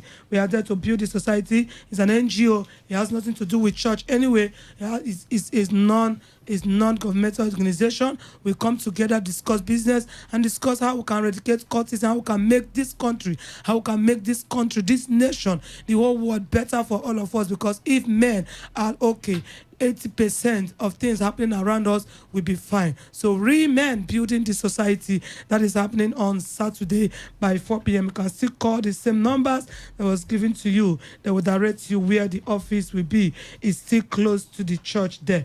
And on Sunday is our mid-year Thanksgiving. Thanksgiving. God has brought us from January to end of May, and by Sunday will be 2nd of June. We are entering the half of the year. It's not easy. So many persons that saw Happy New Year, that wish Happy New Year, they are not alive to see end of May. So for God to keep you alive, you enter half of the year. We should thank Him so that He can be able to lead you the remaining part that is the remaining months that is remaining for the year to be over. And it's also our cultural service dressed in our culture, and we use it to thank God for bringing us to this half of the year. Okay, for the program that's happening tomorrow, Destroying Evil Garments, is there anything? Yes, come with your old clothes. Okay. Your old garment. Okay, so come with your old garment, as it's going to be a program where evil garments would be destroyed. It's happening at number 1 Jesus Baby Road by SARS office, Rukboku, Port Harcourt, Bethel Evidence Assembly, Home of Evidence. And is it also going to happen in other branches, or is it just going to be in Port Harcourt? It's going to be in Port Harcourt. Abuja will be having their own next week. Okay. So if you're in Abuja, then next week would be your turn. So don't forget. And the same team, the same program. Okay. And don't forget as well that every Thursday, is that going to happen at Today. Rumokrushi today, Yes, 5 today. p.m. Yes. At Rumokrushi, at the Civic Center in Rumokrushi. So if you're in Rumokrushi today, also attend service. Jesus Baby would be there. Bethel Evidence Assembly Outreach is at Rumokrushi now at the Civic Center in Rumokrushi. 5 p.m. is the time. So be there and be a part of it. If you want to get more information or you want to speak with Jesus Baby after now, you can Even call now, this they number. can call. Someone is. Okay, you can call now as well. There's someone that will take your call and you can book an appointment. 0706 77 55 402. 0706 77 55 402. And also, if you're listening now and perhaps you want to speak with Jesus Baby, you want her to pray for you, you're going through one challenge or the other, and you want her to pray for you, well, you can call our studio lines now, and Jesus Baby would pray for you. So just dial 0817 0000951. That is the number to call. 0817 0000951, or you call 0810 9510951. So you want the woman of God to pray for you, you want to speak with the woman of God live in the studio now, you can call any of those numbers and we would be taking your call. But if you want to speak with her after now, we'll also be giving you the phone numbers that you can call to be able to do that. But in the meantime, don't forget that the program starts tomorrow. It's an all-night program. 9 p.m. is the time. 31st of May, tomorrow, Friday. It's happening at Bethel Evidence Assembly, number 1 Jesus Baby Road by SARS office. Very easy. You can't miss it. It's very close there. Just get to SARS office and you see this billboard of the church. It's just behind SARS office there before the international market, Rukboku. Just be there tomorrow. And the time is 9 p.m. Plus, there's also going to be the media Thanksgiving service and cultural Sunday. That is on Sunday, so you don't want to miss that one. 8 a.m. is the time. Hello to 95.1 FM. Good morning. Good morning. You're welcome. God bless you. Your name, please? You. I want to talk to the woman. Talk, I'm listening to you, sir. Okay, madam. This program you're organizing is fantastic, and I want to pray that God will encourage you the more. Amen. But I'm not comfortable with bringing old rag or whatever. Okay. So it doesn't really matter if you're not comfortable. If you're not comfortable, it doesn't matter. It's about spiritual thing. This is about spiritual thing. So it's not about you now.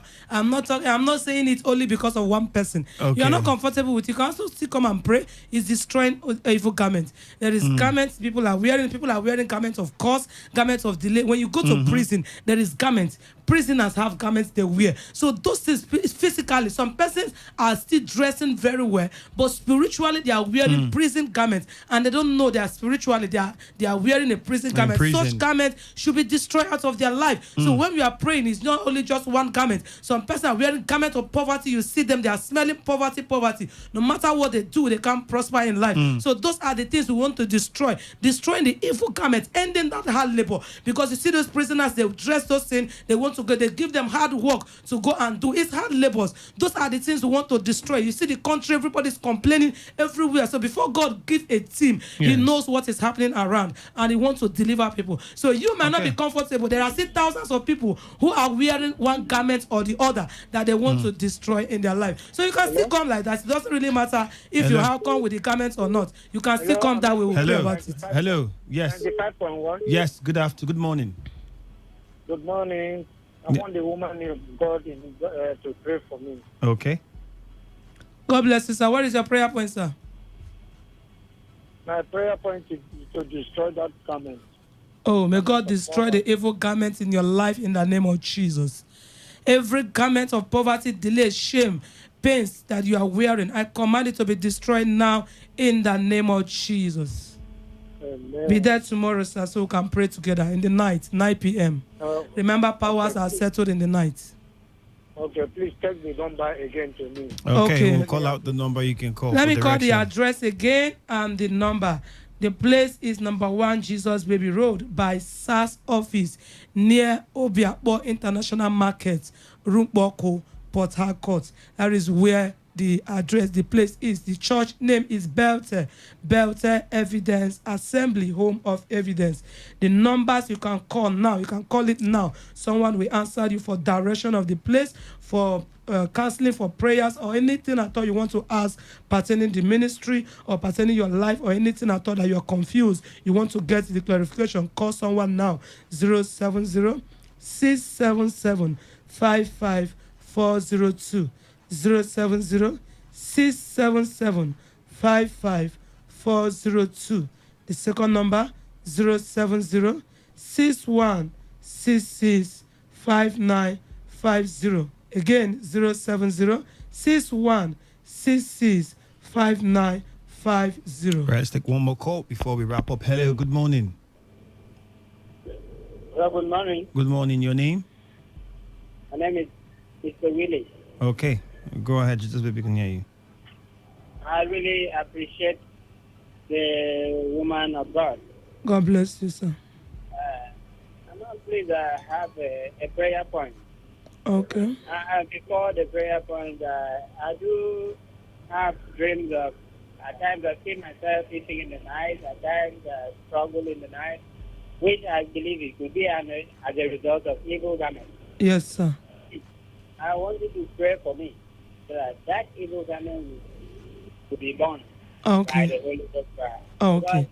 Because of the kind of work I do and where I stay, I might not be able to attend the program. No problem. We always have service Sunday morning, 8 a.m. We always have service too. Every Tuesday is our prophetic and deliverance service, 9 a.m. in the morning. Every Sunday is celebrated. So any of the days you are free, you can come. But this very Friday night is a special program feast, and it's the last day of the month of May. So what we want to come and pray, things we don't want to happen in our life for the remaining half of the year. We don't want from June to December should be better than January to May. That is why we are doing it at the last day of the month of May. But I pray for you, sir. Every comment, every evil dream you have been dreaming that have been affecting your life and your destiny, I declare in your life that beginning from today, such evil dream will not take place again in the name of Jesus. And I pray for you from this night, you will never see such dream anymore. The only thing you will dream is what will elevate you, what will take you higher and higher in life in the name of Jesus. Amen. God bless thank you very much. All right, quickly, let's get final words from Jesus. God baby, bless you. we go. Oh, God bless you. God bless you. God bless you. I'm Reverend Dr. Uche Juliet Ajurisin, Jesus Baby One, and you are hearing Voice of Evidence from Belter Evidence Assembly. The church is located at number 1 Jesus Baby Road by Obiakpo International Market, back of SAS, Rumboko, Port Harcourt. Every Sunday is always our celebration service, 8 a.m. in the morning. Every Tuesday is our prophetic and deliverance service, 9 a.m. in the morning. We have branch in South Africa, we have branch in Abuja, and we have outreach in Rumukurushi. Like today, 5 p.m., I will be in Rumukurushi live at their Civic Center there. We have outreach there. Every Thursday is always our prophetic and deliverance service there in Rumukurushi, 5 p.m. today. You can also still call those numbers I will call after now for direction or for prayers. But I pray for somebody. I don't know where I don't know what you're passing through. I don't know the miracle you have been expecting in your life. I don't know that evidence you need. I don't know the evil garments that the enemies have wear you. Powers from your father's house, foundational powers have wear you that have made you not to go far in life. Each time you go for something, you see delay, you see pains, you see shame. I pray for you that such evil garments, as this month is ending, that garment will end in the name of Jesus. And I declare in your life that beginning from today, your doors will be open. Hard labors will be destroyed. You will never struggle anymore. The only thing that is permitted to happen in your life will be favor, testimony, miracle, celebration. Evidence will take place in your life that those who mock at you will come to celebrate with you because God has remembered you in the name of Jesus. Be there tomorrow. If I see your face for sure, of course you know me. For those of you who know me before now, I prophesy in capital letter. If I see your face, I will prophesy, and you must testify. Join us tomorrow, 31st Join us on Saturday, IMF meeting, 4 p.m. Join us on Sunday, 8 a.m. in the morning. Join us on Tuesday, 9 a.m. in the morning. Every Sunday, 8 a.m. in the morning. These are the numbers you can call: 070 6166 5950, 070 6166 5950. The second number, 070 677 55402, 070 677 55402. What is our mandate? Restoring destinies through power manifestation and bringing evidence to many. And I pray that evidence will be your portion in the name of Jesus. Shalom. God bless you. All right, bye-bye for now. Port Harcourt, are you ready? Today, 95.1 FM, the voice of the people. Radio has never been this good. Today, 95.1 FM, Port Harcourt. Talk radio. I listen to a lot of talk radio. 95.1 FM.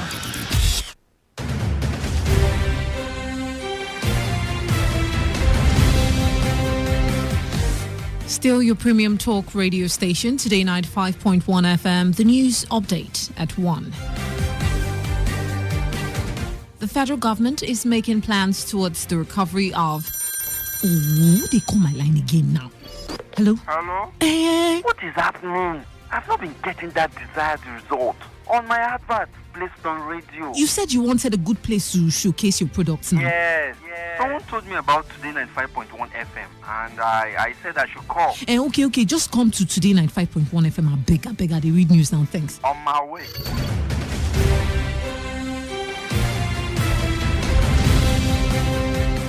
Sorry for that break. Still on the news, Governor of... This is Today 95.1 FM, Port Harcourt, voice of the people. Everybody move your body now. Forget about the blue day. Everybody move your body now. Tomorrow's a good day. Everybody move your body now. Forget about the blue day. Everybody move your body now. Tomorrow is a good day. Imagine that. Àfìgbà tó ṣe dandan pé kò ṣe mọ́. Imagine that. Pẹ̀lú gbogbo ìfẹ́ tí mo ti fi fún. Imagine that. Kí ló fẹ́ kó ṣẹlẹ̀ sí mi tó bá lọ. Imagine that. Tó bá lọ. Imagine that. Imagine that. Imagine that. Àfìgbà tó ṣe dandan pé kò ṣe mọ́. Imagine that. Pẹ̀lú gbogbo ìfẹ́ tí mo ti fi fún. Imagine that. Kí ló fẹ́ kó ṣẹlẹ̀ sí mi tó bá lọ. Imagine that. Tó bá lọ. Imagine that. Imagine that. Imagine that. Every time I try to settle down and have a wife, every time I fail to make them smile, and every time I try not to make them cry, they turn and say goodbye. The very first girl really had the worst words for me. She told me I was such a loser, and that's why she was gonna break up with me. Everybody, can you imagine that? Àfìgbà tó ṣe dandan pé kò ṣe mọ́. Imagine that. Pẹ̀lú gbogbo ìfẹ́ tí mo ti fi fún. Imagine that. Kí ló fẹ́ kó ṣẹlẹ̀ sí mi tó bá lọ. Imagine that. Tó bá lọ. Imagine that. Imagine that. Imagine that. Àfìgbà tó ṣe dandan pé kò ṣe mọ́. Imagine that. Pẹ̀lú gbogbo ìfẹ́ tí mo ti fi fún. Imagine that. Kí ló fẹ́ kó ṣẹlẹ̀ sí mi tó bá lọ. Port Harcourt, are you ready? Today, 95.1 FM, the voice of the people. Whether it's happening in Port Harcourt, South, Nigeria, or around the world, we've got you covered. On air, online, delivering balanced news and unbiased analysis. Today, 95.1 FM. This is Today, 95.1 FM, Port Harcourt. News.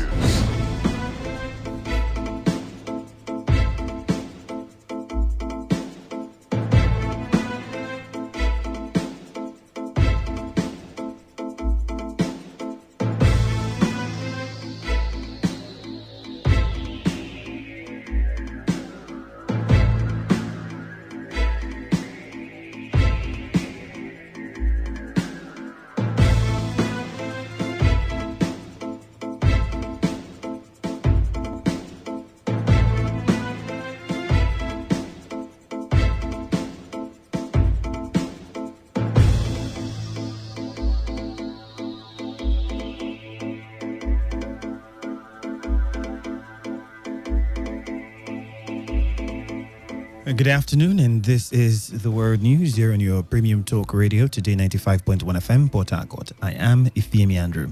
On the headlines, President Muhammadu Buhari travels to Saudi Arabia today, less than 20 hours after taking oath of office. Former President Olusegun Obasanjo narrates his ordeal in Ethiopia airline, which almost crashed yesterday. Governor Nyesom Wike declares state of emergency on sanitation and street trading in Port Harcourt as he takes oath for second term in office. And on the foreign scene, 7 tourists die in boat mishap in Hungary. And now, the details.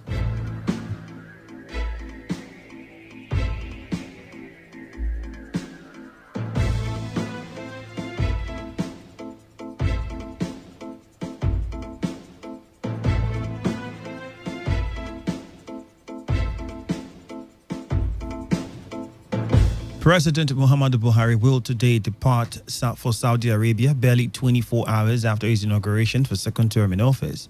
A statement from the presidency said Buhari would be in Makkah to attend the summit of the Organization of Islamic Cooperation. The 14th session of the summit conference of the OIC, scheduled to hold tomorrow, will be hosted by King Salman bin Abdulaziz of Saudi Arabia and attended by heads of state and government of member states. According to a statement by his senior special assistant on media and publicity, Bashiru, the president would also push forward themes that have been at the forefront of his domestic and international priorities, including reviving the Lake Chad Basin, investing in Nigeria to create jobs, and financing for development. And former President Olusegun Obasanjo has narrated his experience while on board an Ethiopian airline flight that nearly crashed at the Murtala Mohammed International Airport in Lagos. The airplane, Boeing 777-300, narrowly avoided an accident while trying to land with nearly 400 passengers on board. Speaking with newsmen on his experience, Obasanjo said he remained calm and read papers while the scary situation occurred, adding that aborted landing as a precautionary safety measure due to bad weather. And former President Goodluck Jonathan has urged Nigerians not to give in to pessimism and despair as the nation battles all sorts of ills, which he says threatens national peace and unity. In his Democracy Day message, Jonathan said the celebration of democracy should be a mark of commitment to the virtues of liberty, justice, and people's freedom to daily engage government on how best to achieve the national goals. He noted that the country may not have realized the promises of democracy and all that are possible in the new dispensation, but it remains an incubator for great ideas, visions, development, and hope. The former president said, as a nation, it is imperative for Nigerians to continue to strive for improvement in the electoral processes, adding that there is a need to deepen the gains so far attained by advancing the frontiers of credible electoral processes, fidelity to the rule of law, and adherence to constitutionalism. And now, 24 hours after the second term inauguration of President Muhammadu Buhari and Governor Nyesom Wike of Rivers State, respondents have been set an agenda for the government at the center and the state. The respondents who spoke with our correspondent, including the governorship candidate of Labour Party in Rivers State, Chief Isaac Nwonwu, advised the president to intensify efforts in his anti-corruption fight. He also charged Rivers State Governor Nyesom Wike to take proactive measures in tackling the insecurity in the state. We will expect the President Muhammadu Buhari to intensify more effort, more proactive in the anti-graft war without fear or favor or any sentiment or bias in whichever way. I believe this country has enough human resources and natural resources to be a great nation, but it borders on the leadership. We must tackle headlong to ensure that the security situation in Rivers State are improved. We have to also give attention to the development and creating more urban cities in Rivers State. Attention to should be drifted on the area of agriculture, employment, and industrial creations that will be able to give opportunity in developing the state as an industrial city. On his part, a public affairs analyst, Bove Pago, called on the federal government to live up its oath of protecting lives and properties in the country. The health of Nigerians are by the day increasingly getting worse because of lack of access to qualitative primary and secondary as well as tertiary level healthcare system in Nigeria. The issues that I've mentioned remain core on the minds of people, and so the government at state and federal levels should prioritize these issues. We witnessed a lot of them, or almost everyone who took an oath of office, declaring their allegiance to protecting the Constitution of Nigeria, which by implication means primarily protection of lives and properties. And so we need security to be able to live peacefully in Nigeria. We need employment, we need healthcare, we need everything that can make the average Nigerian know that the governments at the various levels are taking their needs into consideration. And away from that, few hours after Governor Nyesom Wike declared state of emergency on streets and roadside trading in the capital city of Port Harcourt, roadside traders around Rumokoro in Obiakpo local government area have started counting their losses.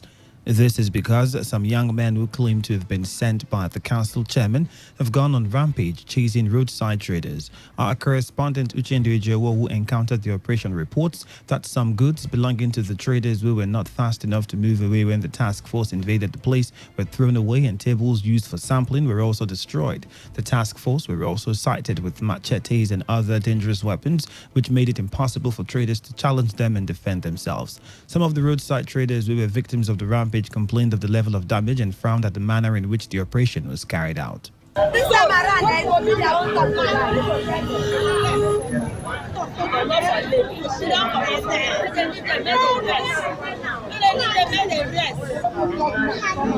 if the follow boys come and think of it up night, tell them come and play them.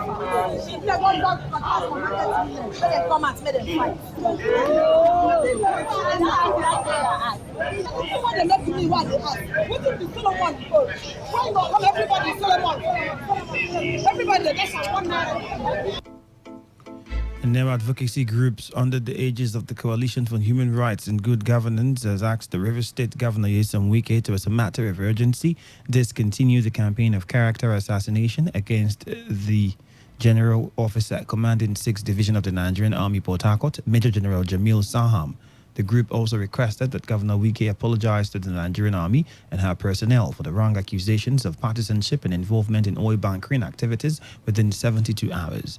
The group further advised Governor Wike to stop dragging the Nigerian Army into politics, as it has been clear from the posture of the Nigerian Army under Lieutenant General Tukur Buratai before and after the 2019 general elections that it cannot dabble into politics. They asked the Rivers State Governor to concentrate on the task of governance and desist from making derogatory statements about the Nigerian Army.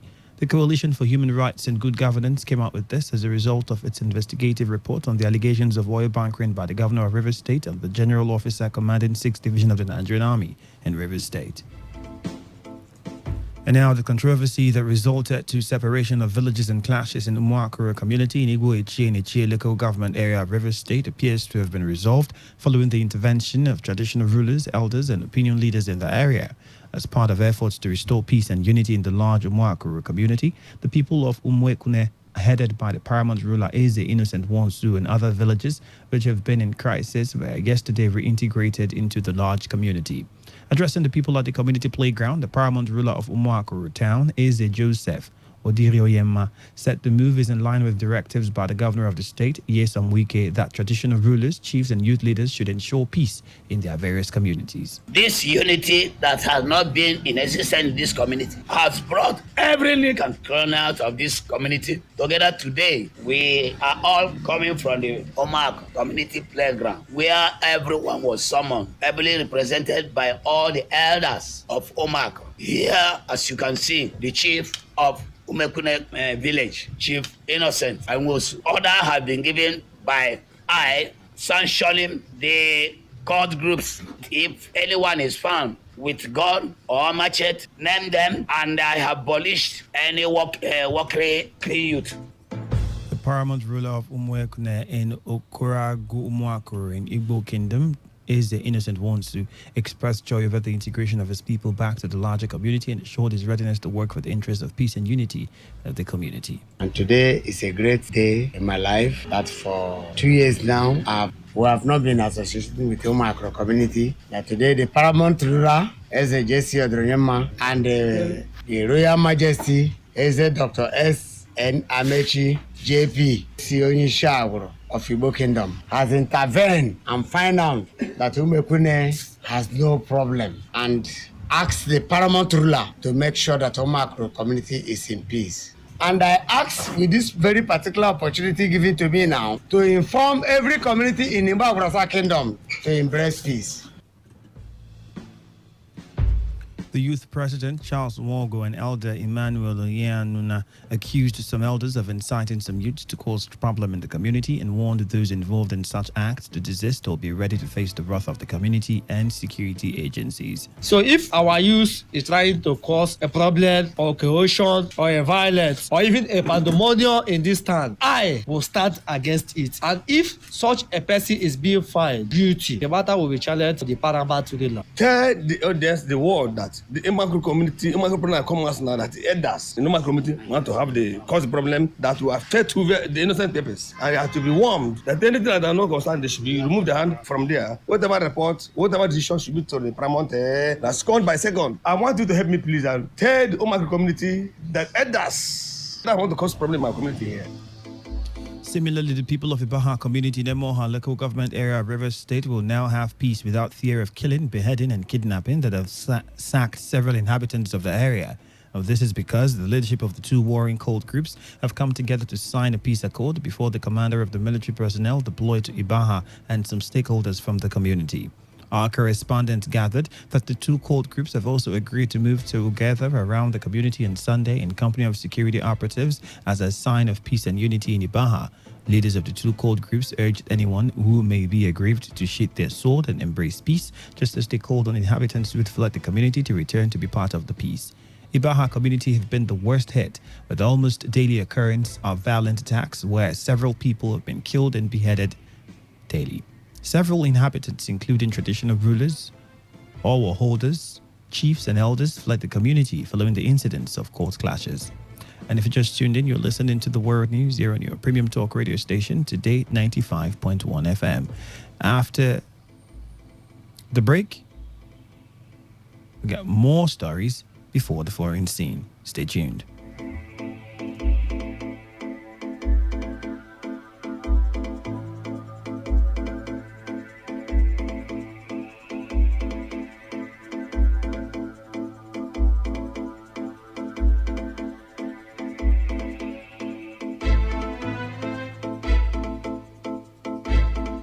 Important announcement from Rivers State Internal Revenue Service. It has come to the notice of the Rivers State Internal Revenue Service that unauthorized persons who disguise in customized vests and t-shirts in the name of the service are collecting different types of taxes from members of the public. The tax-paying public should note that the Rivers State Internal Revenue Service does not collect its revenue through individuals on uniform other than the approved use of demand notices made from a thorough and verifiable process of assessment. It is therefore important to advise the public to seek clarification and desist from patronizing touts or paying cash to anyone in the name of the service. All taxes due the Rivers State government should only be paid into government-designated revenue accounts in collecting banks. Also, as the informal sector drive gets underway, all critical stakeholders in the sector shall be duly consulted and carried along on the modalities and implementation of the program. Do the right thing.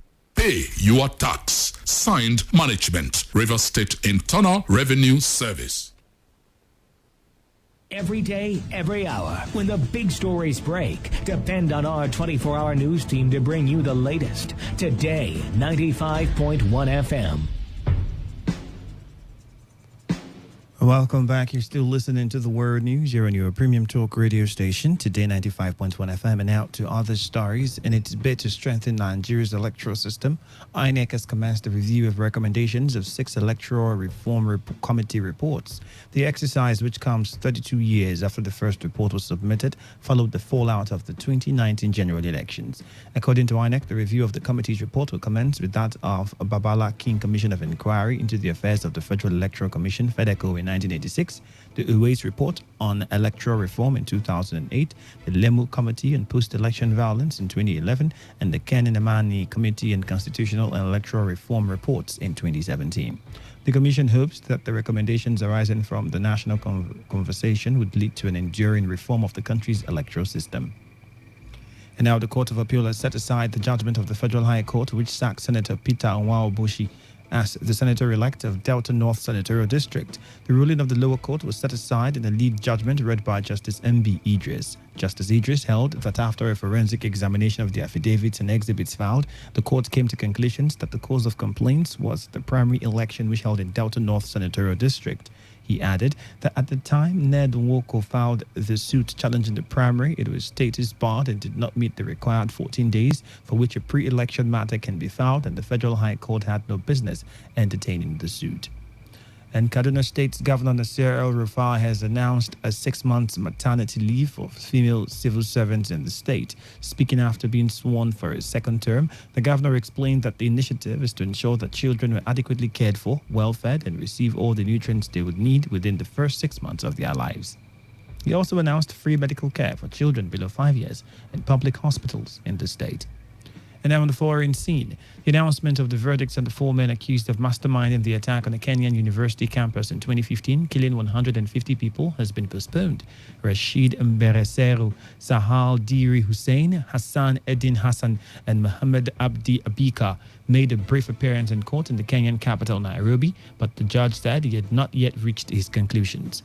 They are facing 152 charges relating to the Garissa University attack in April 2015, including being members of a terror group. The verdict will now be delivered on 18th of June, according to the judge. And now 7 South Korean tourists have died and at least 19 more are missing after a boat capsized on the Danube River in Hungary's capital, Budapest. 30 tourists and 3 tour guides, as well as 2 Hungarian crew members, were on the boat when it was hit by another vessel while moored.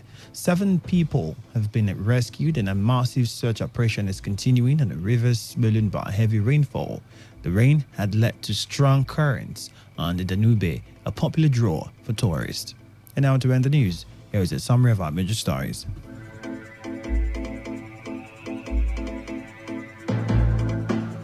President Muhammadu Buhari will be traveling to Saudi Arabia today, 20 hours after taking oath of office.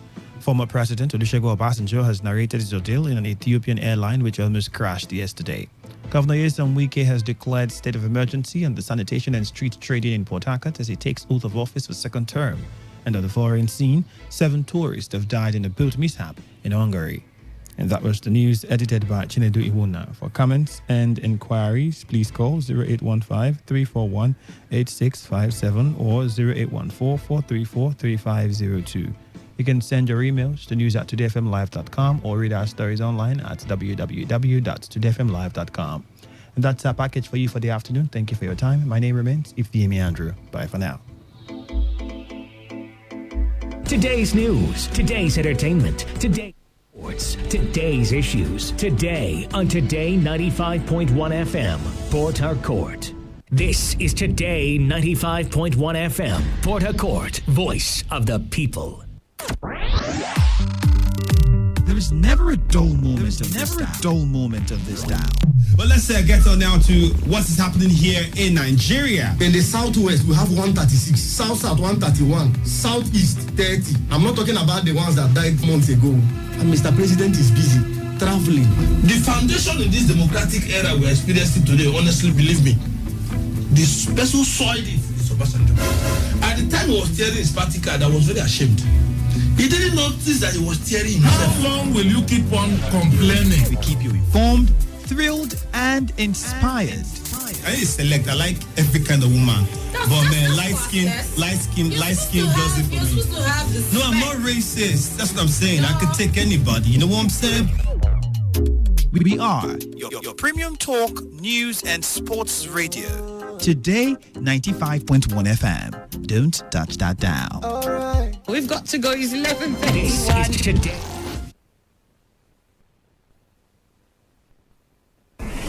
This is Today 95.1 FM. To copy this tune, press 9. This is Today 95.1 FM. For current news and information, press 5. They are politicians, all of them. They know what they do. So they know how they attack each other. To stay connected all day, press 1. The person who raised the name is the one who made the public know about Good afternoon and welcome to the world news on your premium talk radio station. We are your premium talk radio station. Today 95.1 FM, the station with a unique dial.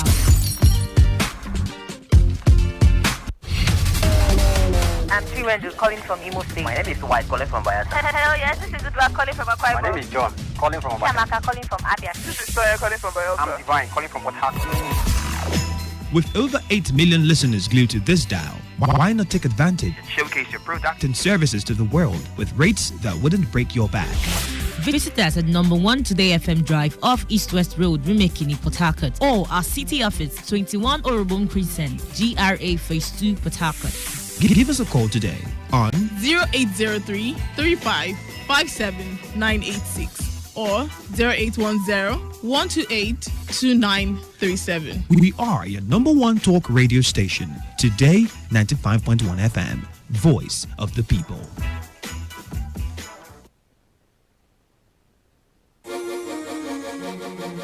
Kaki no be leather. Originality. Where's B? Hey. Now we own the society. Oh. I get ability. Yeah. Hey. Now we be VIP. Team peace and tranquility.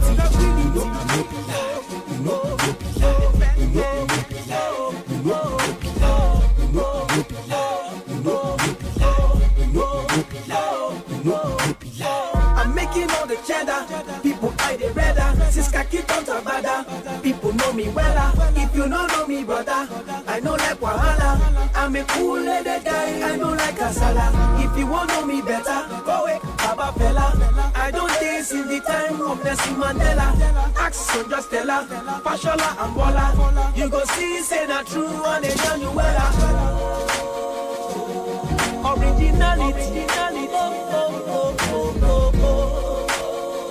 Now we own the society. See, I get ability. Now we be VIP, team peace and tranquility.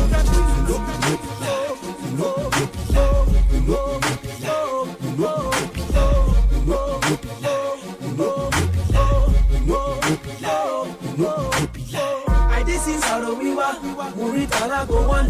They like you are showing car, MPO Abiola, Shagari Awolowo Oduduwa, Motiwati just to tell you how far. Tapa Palewa, Habeka Koli, Amadu Elo, Daya Obo, Taye Sholari, Princess Moremi, what of me, Unago Hala my name one day. Oh, originality, Unago Hala my name one. Now we own the society. See, I get ability. One day, Unago Hala my name one day. Rasti Bodo, Onyeka Owenu, Akidairo, Bongo Zigwe, Sam Victor Waipo, Orlando, Junior and Pretty, Lucky, Christiette and Igboweo, Christian Potier, Michael Cree, Sonny Ade, Alex O, Magic Pacheco, Ebiena O.